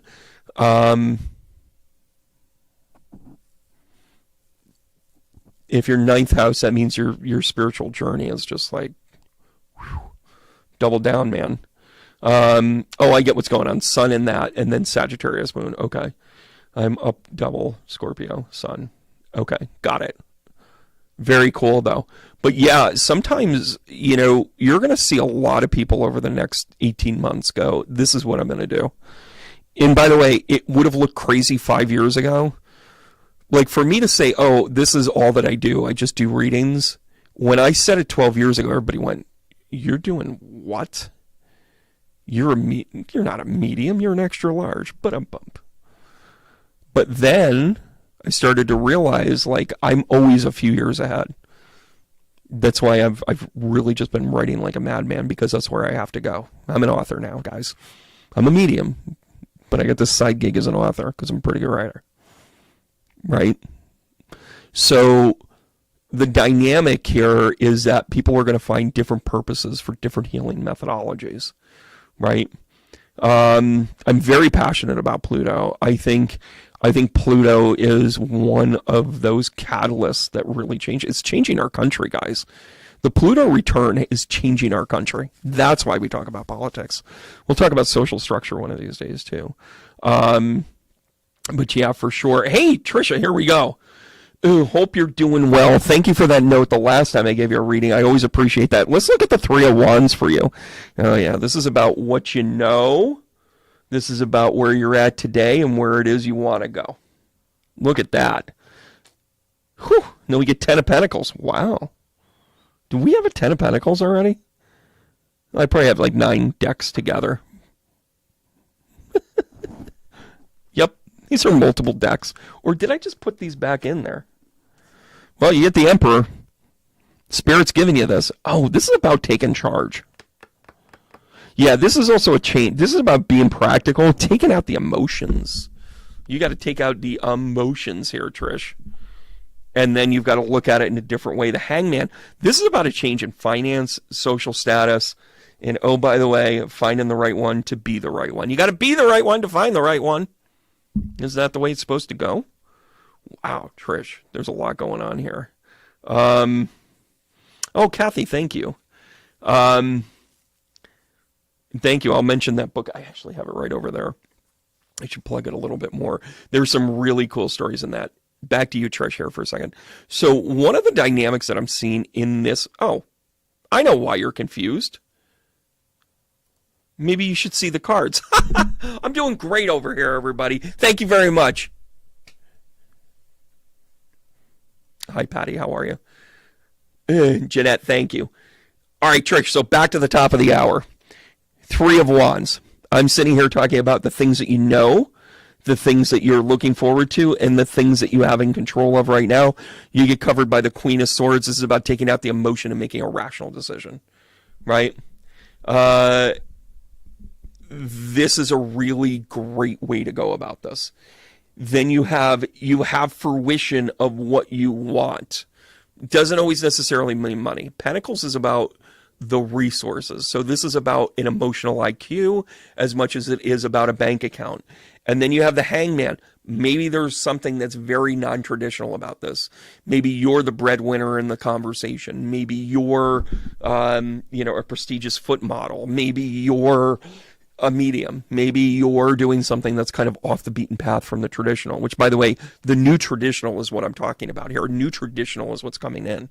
That is happening so that then people can feel free to do what they are really, truly meant to do. And then you have the Emperor. By the way, this is strong Aries energy. I know that those cards are duplicated in there. I don't care. I just pick up the cards and run with them. And then you got the Two of Cups. Somebody's super happy with somebody. Oh, look at that, Sharon. Sharon, she's married to your son.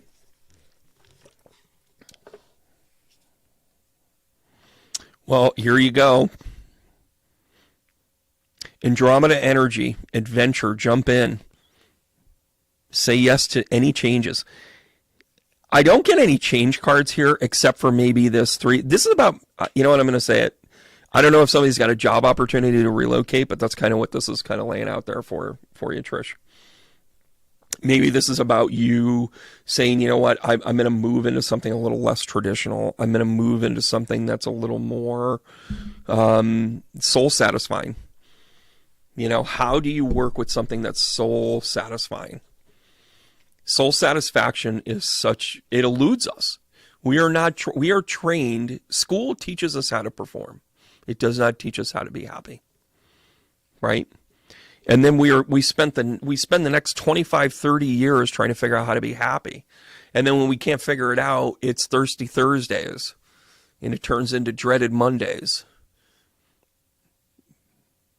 Everybody's ever been a salesperson knows exactly what I'm talking about with that. You hear me, HR?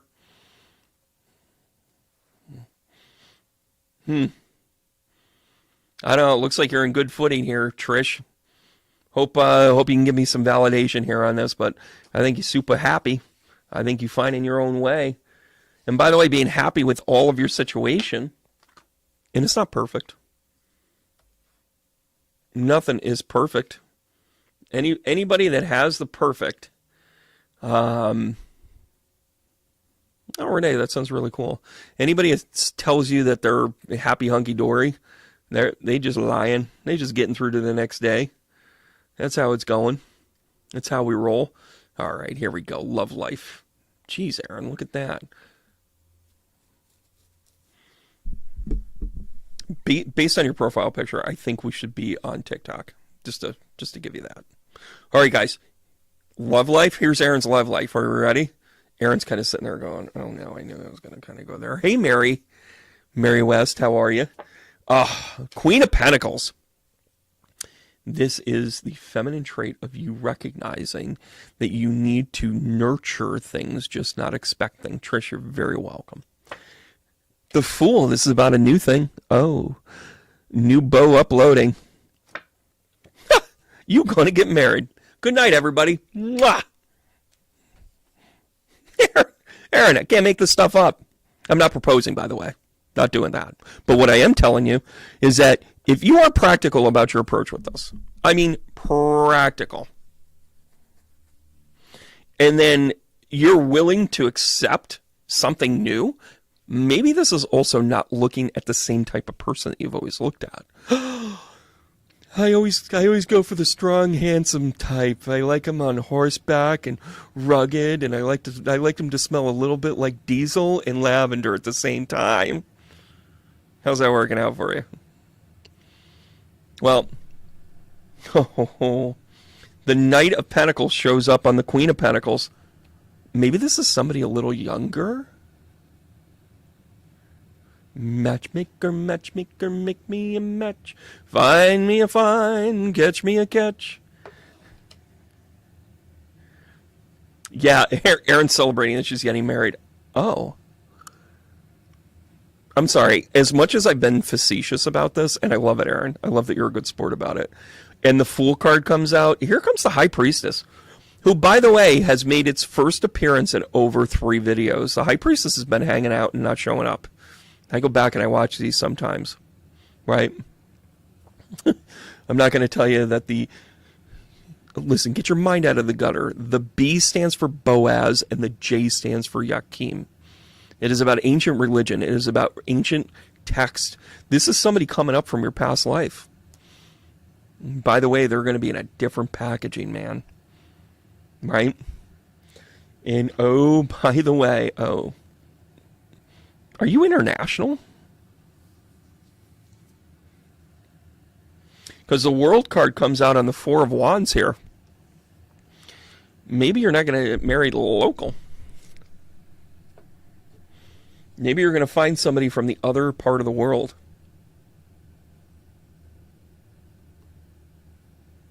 Oh boy, oh boy. Wow. So here's the good news, Aaron. Maybe you just got to look for somebody that maybe you were always like, holy Toledo, I have to find somebody that's, maybe you have a height requirement. I hear that's a thing for some people. Or, maybe there's like an age requirement. I think you got to loosen up that. And I'm not saying go into the, don't go into the junior colleges and go picking, okay? But you might want to say, well, I've always needed them to be like 5 years older or whatever. Maybe this is you addressing that your patterns need to change. And that maybe you need to find somebody that's a little bit different. And by the way, this is an indicator of past life stuff with the High Priestess along with the Fool. It's kind of cool. And then you have the World card. The World card could mean a lot of different things. But I think what this ultimately means is that they're going to bring to you almost like an education of things. They're going to bring to you almost like a, hey, here's a new way to look at it. They're going to be worldly in some way. They could be, as homogenous as you've always dated, but this person will stand out because they will be able to bring different perspectives. And then we've got the Star family. Can't make this one up.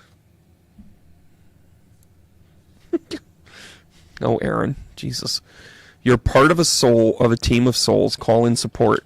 Yeah, I love this card. This is about like saying, okay, guys, where am I supposed to be? All right, guides, show me, don't tell me. Right? And by the way, those of you that can't see her comments on YouTube, she's saying, I'm into older men, but I can certainly go for someone younger. Calm down, International Falls. Your new nickname is International Falls, by the way.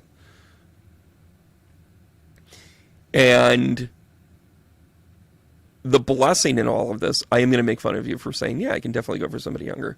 If a guy says that, it automatically sounds creepy. When a woman says that, it's like, well, of course, you go, girl. You go, girl. You teach him how to vote.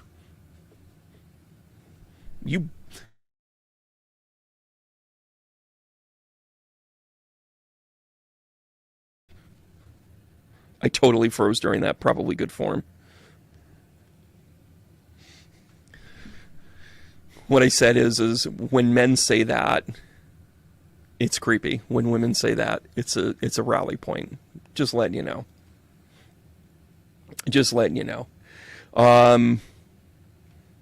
Yeah, the Star Family. Yeah, there you go. But it's also, I mean, look at it this way too. In terms of a read. I mean, you've been at this for a little while. This is about just approaching it differently. That's all. We beat ourselves up all the time because we think we're getting it wrong, and just that slight adjustment. I remember when I was really having a tough time when we moved in with my grandmother. Not a tough time because of taking care of Nana, but it was a tough time because I had to get up and get the bus. I didn't have that leeway of like mom sitting in the driveway honking the horn anymore. Or Mr. Gilligan picking us up or whatever. And I had to adjust, and I had to just make subtle adjustments because I had to get the bus at like 7:10 or whatever it was. And I was so resistant to it, but I just had to change one or two things, like putting my books by the door or, picking out my clothes the night before. Like those things of maturity that you're like, if I just tweak this just a little bit, then it's going to be so much easier. And then I get down there and I'm standing there waiting for the bus for 3 minutes because I've got all this extra time. That's kind of what this read is. This is a subtle adjustment of making sure that you get what you want. But not necessarily in a greedy sort of way, but to be like, hey, I'm not satisfied, but I just have to make this change. I have to change something, right? Hey, Nicole, I see you there. I want to grab somebody else here real quick. Hang in there. This one's kind of funny. Hey, Melanie, how are you? I'm going to say hi to you. I'm going to give you a read here, kiddo. Thanks for hanging out. Oh, Wheel of Fortune. You got some destiny coming your way. But why stop there? This is about fruition. This is a job, maybe? Yeah. Oh, yeah. You'll be sitting pretty. This is about kind of like maybe you're stepping out into your own. Maybe you're figuring it out. But this Wheel of Fortune has been telling you that Eight of Swords here. This is about you following your intuition and developing the way that you're supposed to.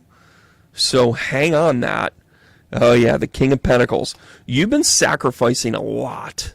There's been a lot of sacrifice for you to kind of get to where it is that you need to. And by the way, when you make this choice, practically perfect in every way, lifting the veil, questioning everything. Everything unaligned must go. If it does not serve you, you can move it on. Don't ignore it. Don't ghost it. Address it and move on. It's called being responsible. And Melanie, I can't think of a better process for you. Holy Toledo. Holy Toledo. We're going to go a little rapid fire. We're going to do a few more here. We got to wrap ourselves up. I'm losing my voice a little bit. But what else is new? Thanks for tuning in there, Melanie. I don't even know if you're here or not. You're a former Canadian? Not the hockey player, right? Hey, Nicole, how are you? You're welcome, Aaron. Well, Nicole Sunshine, first of all, you got the right name. You got the right name, but the sunshine must shine on the moon. Oh, yeah, the tower, quick and sudden change. Hey, roller coaster, you tuned in. Where are we taking you? Yeah, we are. Little bit of an embattled conversation here, but let's do a little coverage. Oh, yeah. Page of Wands. Maybe this is about a child or a son. Maybe this is a little bit about, like, taking care of what's at home. Maybe there's a little bit of, like, little reveal here. But I got good news for you, because the star comes out with the Tower. The universe is getting you into position here, Nicole. Take a deep breath in. Take a deep breath in. Because then this kind of battle-tested Seven of Wands, it's covered by the King of Cups. Guess what? Every little thing is gonna be all right now. King of Cups comes out with the Seven of Wands when you are standing on the good ground. The Tower comes out because, unfortunately, it's got to change. If you're not willing to change, it's going to change it for you.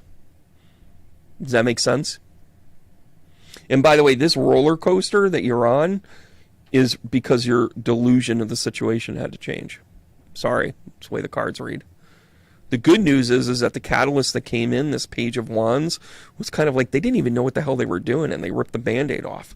The Tower hits, and then the Star card comes in and says, hold on a second, we got other plans. You got to trust in the plans here. Doesn't mean it's not uncomfortable. Doesn't mean you got to get your you don't have to get your checkbook. Doesn't mean you don't have to have a heart-to-heart here. Well, there you go. Well, Nicole, this is about the change that you're looking for. Quick and sudden. Seven of Wands is being time-tested, and then the King of Cups, man. Wow. That's about owning it. That's about owning your direction, too. So maybe this Tower comes in and says, you know what? We're going to reveal... The Moon and the Tower together is a revelation. Just to let you know. Moon conjunct to that crafty Pluto, man. And it steps in here and it says, oh, no, no, no, no, no, no. Then you have this Aquarius energy, surrounded by fire energy, water energy. You got action, you got love. And guess what? You're going to land on your feet. Wow. You're going to land on your feet. Hadarian energy, codependency and boundaries. Looks like you going your own way there, Stevie Nicks. It looks like maybe what you're saying is we're no good together. Maybe what you're saying is I know what I bring to the table. I see you, Sandra.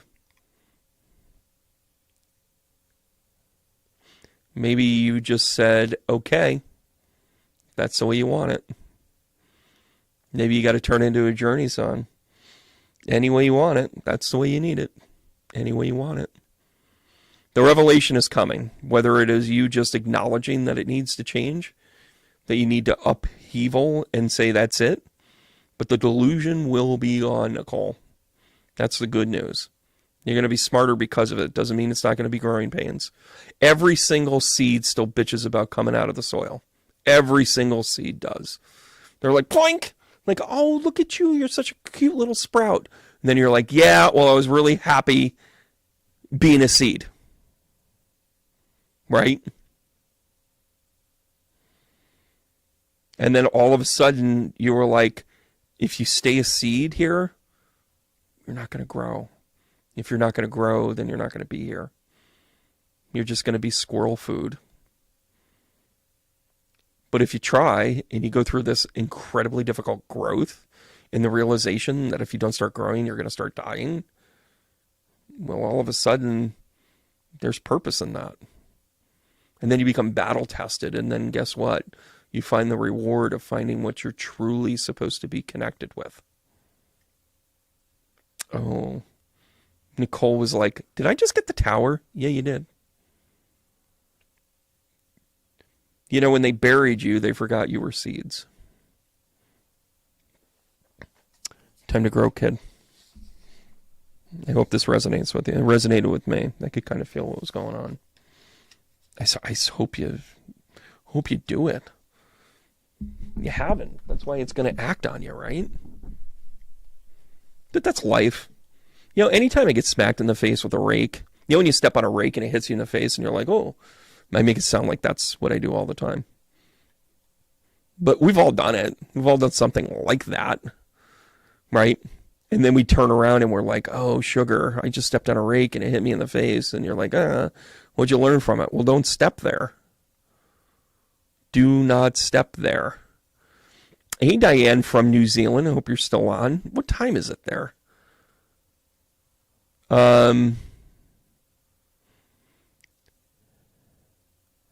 So much to fight for in HR. Yeah. And by the way, don't be surprised if you find that they like created rules after you started to break them. Yeah, I can say this because I was in recruiting in HR for however many years, 15, whatever years. And I'll never forget how many times companies would have no problem with me selling their soul to be right in a situation. And I'm like, this is just stupid. Sandra, how about some Cancerian chariot energy? Holy Toledo. You know, oh, if there's a bustle in your hedgerow, get along now. Page of Cups. Wow. This is somebody doing the work. So you got one foot on the brake and one on the gas. Hey, there's just too much traffic and you can't pass. So you decide to go in a different way, right? Oh, interesting, Nicole. Well, maybe you're supposed to break out onto your own. So Sandra, you are, excuse the Sammy references, but here we go. Maybe this is about you connecting with somebody, because this is about you being like, hey, I want to go, and right out of the gate, and then it's you going, yeah, well, you've got to kind of get to the pinnacle here. You know, if you go from the pinnacle to the pit, that's a problem. But here at the pinnacle with the Hermit is actually one of the highest spiritual cards in the deck. So maybe what you need to look for is your spiritual development, and quickly. And the Page of Cups is kind of a new love, but it could also mean love as in like love songs you'll never find. Maybe. Or it could mean like, I just love working here at the Arts and Crafts Center. I love to cut fabric and glue eyeballs onto things. Sometimes I make the eyeballs go this way, and sometimes I make them go this way. I love my job. Love is defined by many different things. Love is a many splendor things. But how do we answer the Chariot? We answer the Chariot with the King of Wands. Holy Toledo.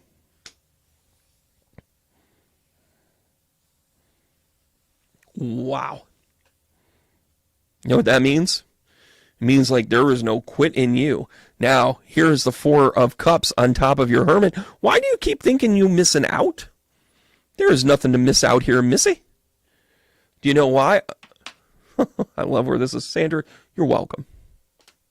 The Lovers card comes out. By the way, the Lovers is also a choice. It's also known as a choice card. But having that love connected to the Page of Cups, and yes, it is talking about a younger man. Jesus. Why don't we just call this the Cougar Channel and get it over with? So we have people on here from New Zealand and Germany right now. Hey, Manuela, good to see you.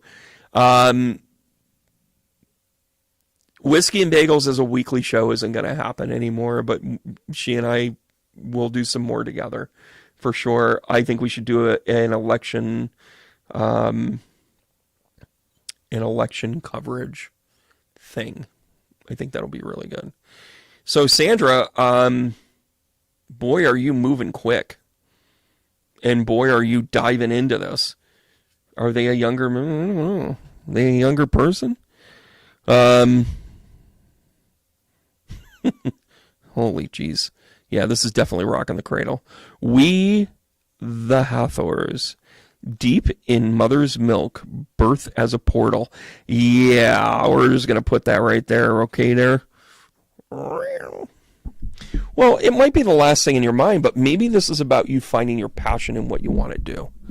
So maybe this is about finding where you should contribute to the greater good. Maybe it is volunteering. Maybe it's working with a shelter. Maybe it's working with animals. Maybe it's working with Maybe it's just randomly going around and opening the door for people, right? That's a key thing. That's a super key thing. Yeah, Sandra, there's a lot to this. You're like, oh my gosh, I don't want another guy. I'm a guy. I want a relationship or all whatever. Well, look for an opportunity to come up quick. That Chariot card is talking about things moving up quick, right? The Lover's card doesn't necessarily need to be romantic. It might mean that you have a choice. Like, hey, this is how I'm going to spend my time.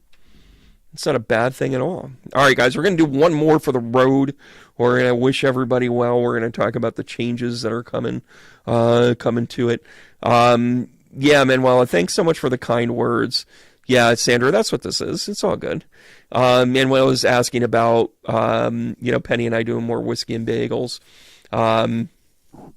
In the whiskey and bagels conversation as a weekly show, sometimes you build things up. It's definitely a Jerry Lewis, Dean Martin feel to the two of us.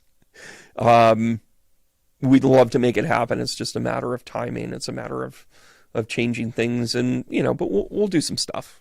We'll definitely do some stuff. All right, guys, we're going to go greater good here. Here we go. We are in the middle of the energy of the battle. How do you feel about that? Holy Toledo, are we not in a battle?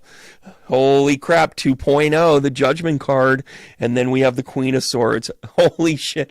I don't know if you know this or not, but this is our current political climate, everybody.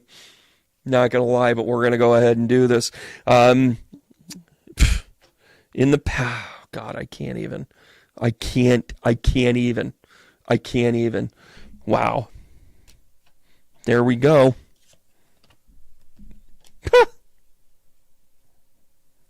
All right, here we go. Professional, being the professional tarot reader that I am. We've got the Five of Wands, the Lord of the Fly card, coupled with the Ten of Swords. Guess what? We have been our own worst enemy with our internal fighting. Linda, thank you for that. Yeah, because I do readings, Linda. Make sure you say that. The Lord of the Flies card, the Five of Wands coupled with the Ten of Swords, is a very profound moment. That is about pain. That is about internal fighting. We are our own worst enemy. Then we have the Judgment card, also known as the 2.0 card. This is about the evolution, right? This is about the evolution of who we are at the center of it. And guess what? At the end of the day, it is generally good. It is fruitful. It is abundance. And then we have the Queen of Swords and the Ten of Cups. Whoa, mother. This dialogue, this paradigm that we're talking about, the fact that we're being pulled, how do we become intuitively political? Maybe that's the special I have with Penny. How to use your intuition in politics, right? You can get vehement because you think one side lies and the other. And by the way, I'm going to let you in on something. They both lie. There are no Pollyannas running. But we have gotten the crap beat out of us with our system, with our dynamics, with our rhetoric. And we have been our own worst enemy. We have needed to reinvent ourselves. Thank you very much, Pluto returns.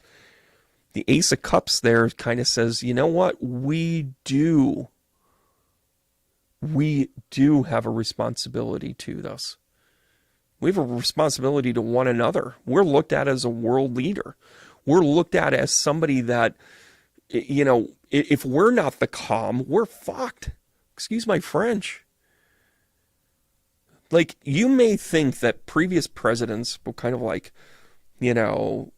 just kind of blanded it out or whitewashed it or whatever word you want to use or downplayed it or whatever. It's the side parties, the grift on the side that we've got to get rid of. And everybody doesn't. Everybody doesn't. Trump literally has ruined it for all other politicians because he was so transparent and opaque about his take. Now that's what we have to put under control, right? He gave a permission-based conversation for a Supreme Court justice to say, all right, yeah, I got bought. What's your point? We have to restore those things. That's what this is. We have to restore those things. It's worth it. It is so worth it. Queen of Swords. This is a woman. This is a woman that you might not know everything about. This is a woman that knows how to shut off the emotional component. This is a woman that can make decisions that are rational, that are made in a vacuum without personal gain. This is about a woman that can look at the big picture, and that's a card of happiness. I want you on that wall. I need you on that wall. Part of the discomfort that you feel about what goes on in politics right now is without a doubt the uncomfortability of the unknown, of the chaos, of the dynamics.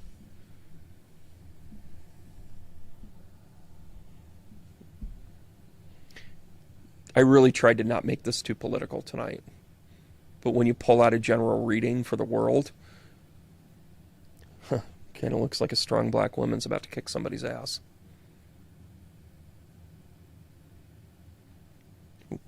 The ultimate in chaos cards, the ultimate in wounds, the transformation, the worthiness as to why you would actually, you still got to find the why. When you hit rock bottom, you have to find your why. You have to find your why. Why? Because it's worth it. It's worth it. How is it going to happen? Queen of Swords, man. Take your emotional rhetoric bullshit out of this. I think it is absolutely disgusting that we even talk about race in this country. I have yet to categorize one person. Here are my categories. Are you ready? This is the way, if I ran the world, this is what the census would be. Are you a good person? Do you try to do the right thing and be good to other people? Grade yourself. I am too busy judging you on the content of your character than how you looked at coming out into this world. Because I can see your soul and your skin is nothing. Your packaging is shit. It's temporary. It's pretend. Anything that you can alter with a 10-minute surgery. And listen, all due respect to anybody that's ever had cosmetic surgery, but if we can alter that to make it look different, don't we lie to each other? What we're headed towards is we're coming out of this conflict. We're getting out of the self-imposed wounds. We're recreating the wheel because we're freaking worth it. Queen of Swords comes out that we can be happy because we take the emotion out of it. We don't just sit there and start chanting that we're number one. That's fucking shit. Sorry.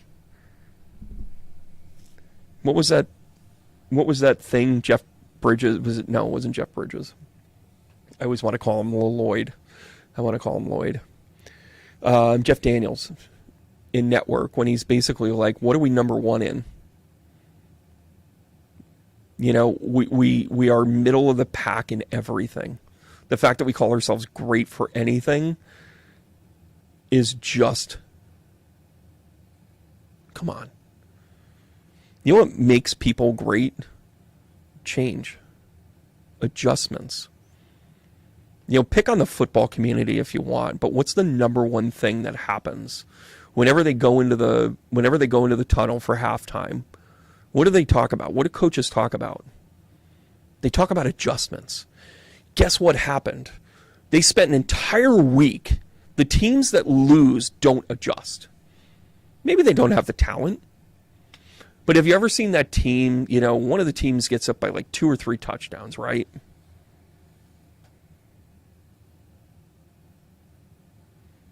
Yeah, number one in people incarcerated and people that believe in angels. Not all of that is a bad thing. The angel part is the good part, by the way, everybody. But think about the transition that you need to have to make a change. You need to be able to say that your game plan, the thing that you worked on for the first 5 days of the week, for you to put in and say, this goes here and this goes here, and we're going to be great, and this is going to be a great plan, and we're going to run it here, and we're going to throw it there. And then you have human error, and then you have things and conditions, and then you have parts that you don't necessarily account for. You didn't account for that, quarterback blitz. You didn't plan for that fumble. You didn't plan for that return. You didn't plan. Okay, then you adjusted. Then you adjusted well. If you adjusted well, you said, well, we're going to counterbalance that blitz that we had over here, and we're going to counterbalance this, and we're going to put in the player that doesn't fumble, and we're going to adjust it here, and we're going to keep it close, and we're going to and then all of a sudden they make a comeback. They might not win. Watch how many teams will make a comeback, but they won't win. That comeback is the reason why coaches don't get fired. That comeback is the reason why you still pay attention to those players and say, you know what, you're pretty good at this. Because what they're trying to do is get the game plan right so then they don't have to adjust. But that is such a small day. One of the things that was so great about the New England Patriots, and it drives me crazy to say this, was how well they game planned. They knew their opponents better than they knew themselves. Now, throw that all into the big blender here. This is about halftime adjustment, guys. It's right here in the center. This is us holding the trophy. This is us finding a decision maker that doesn't work solely on the basis of the emotional value of it. By the way, that doesn't mean they're heartless. The Queen of Swords is not heartless. The Queen of Swords just basically says, okay, if I was making an emotional decision, I'd give you a hug. But in the meantime, I'm going to scold you. Or I'm going to tell you that, no, you can't borrow the car. Or no, you have to pay for this yourself. And the Ten of Cups is just, can we get back to some normal? What has happened? What has happened? By the way, this right here, the Five of Wands and the Ten of Swords, is Project 2025. Just letting you know. It is bringing you back to a time where women, you have to fight for things again. You're not going to be able to be on the internet by yourself, let alone go and buy groceries. There are some genies that you can't put back in the bottle.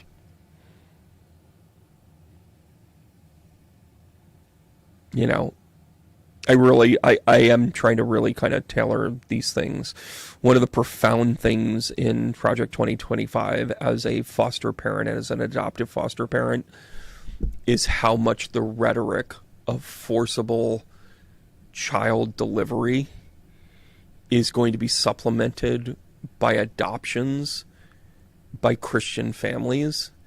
Do not think for a second that this is not a mobilization of Christian United States. It is so that then that impoverished child, from whatever background it is, has a child and then is adopted by a Christian nationalist family, is converted so their numbers go up. Dude, that should be the end game right there. As an adoptive foster parent, I did it out of love. I did it out of purpose. I did it out of principle. I did it out of duty, and I did it because that's what I thought I was meant to do. And I'm not looking back. But if you think that you can tailor a society that basically wholesale purposely creates life for the sole purpose to use as a pawn because you need more numbers, that ain't this, guys. That's this, but it ain't this. There's no rational thought in that. That's an emotional reaction to say, our team's got to win. And there was that whole deflate thing where he deflated the balls and he cheated, but we won't go into that right now. So what kind of change are you going to make? Let's bring this one home. Oh, maybe we're not supposed to be the policeman of the world. The weight of the world. Let it go. It's not yours to carry. But it is the influence. It is the example. We are not number one in anything. It's good competition. One of the other things in that Jeff Daniels soliloquy, which I highly encourage everybody to listen to, is he talked about how we're number one in defense spending, followed by 26 countries, of which 25 are our allies.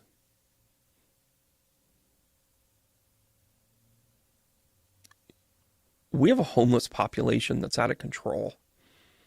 We have art centers that go dark every year because they just can't keep the lights on. And then you can say, well, in a capitalist society, if you don't have a good product, then you need to go away.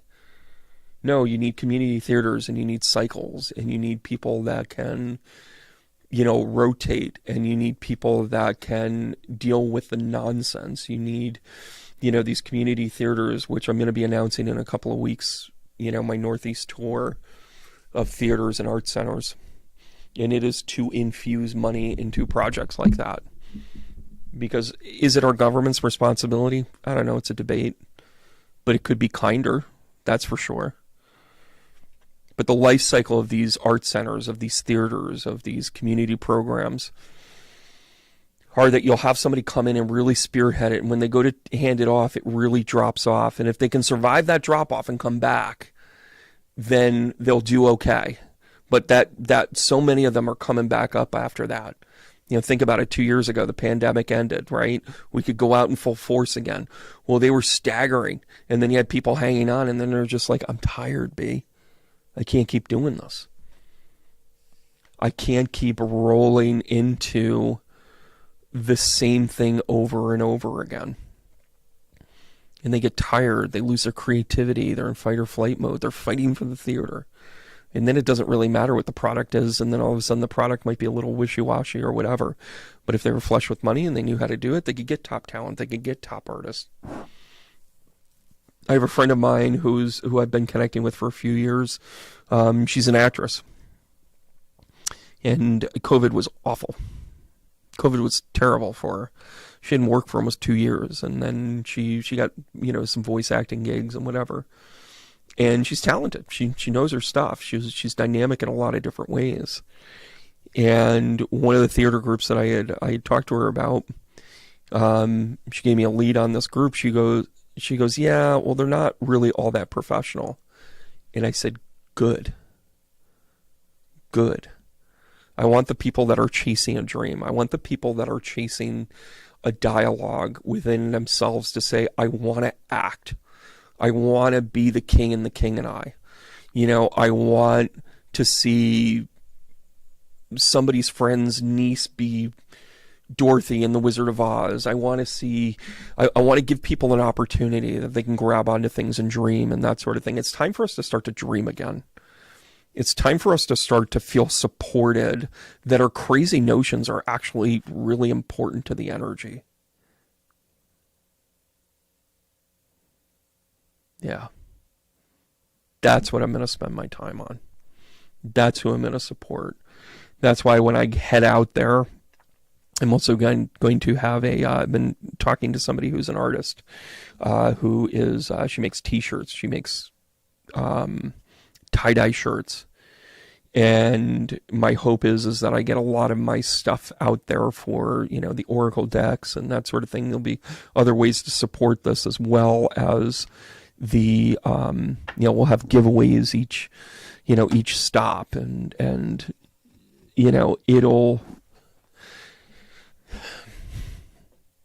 it's time, guys. In a blink of an eye, we went from talking about figuring it out and the woes of the world, and one day I just woke up and I realized, holy shit, it's go time. All these people that I've been teaching over the years, and I've had 3,000 students. You're kind of on your own a little bit. It's time for you to apply. Oh, and if you haven't, you're jumping on now. We got a short runway, man. You got to pay attention. You got to apply. You got to pull things together, right?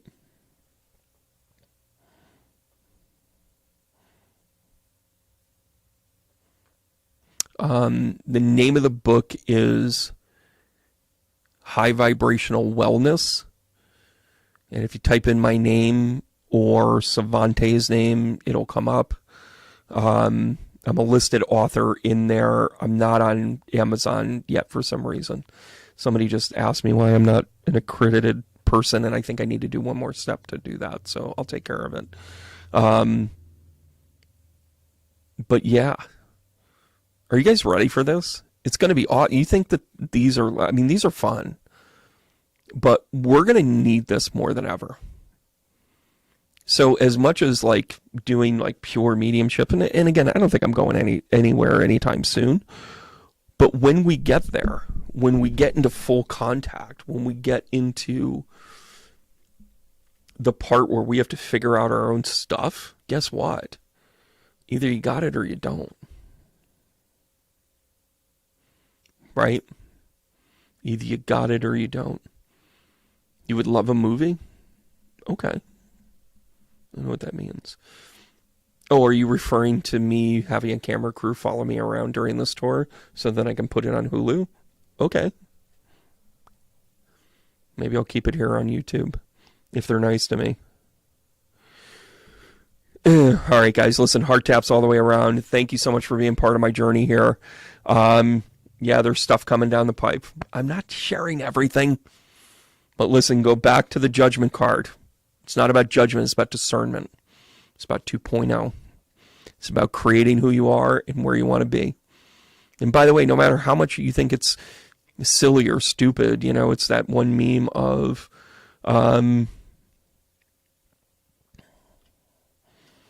say the weird thing, do the weird thing. Do something out of your comfort zone.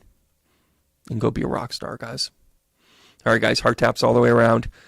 Thank you again, and keep going. See you.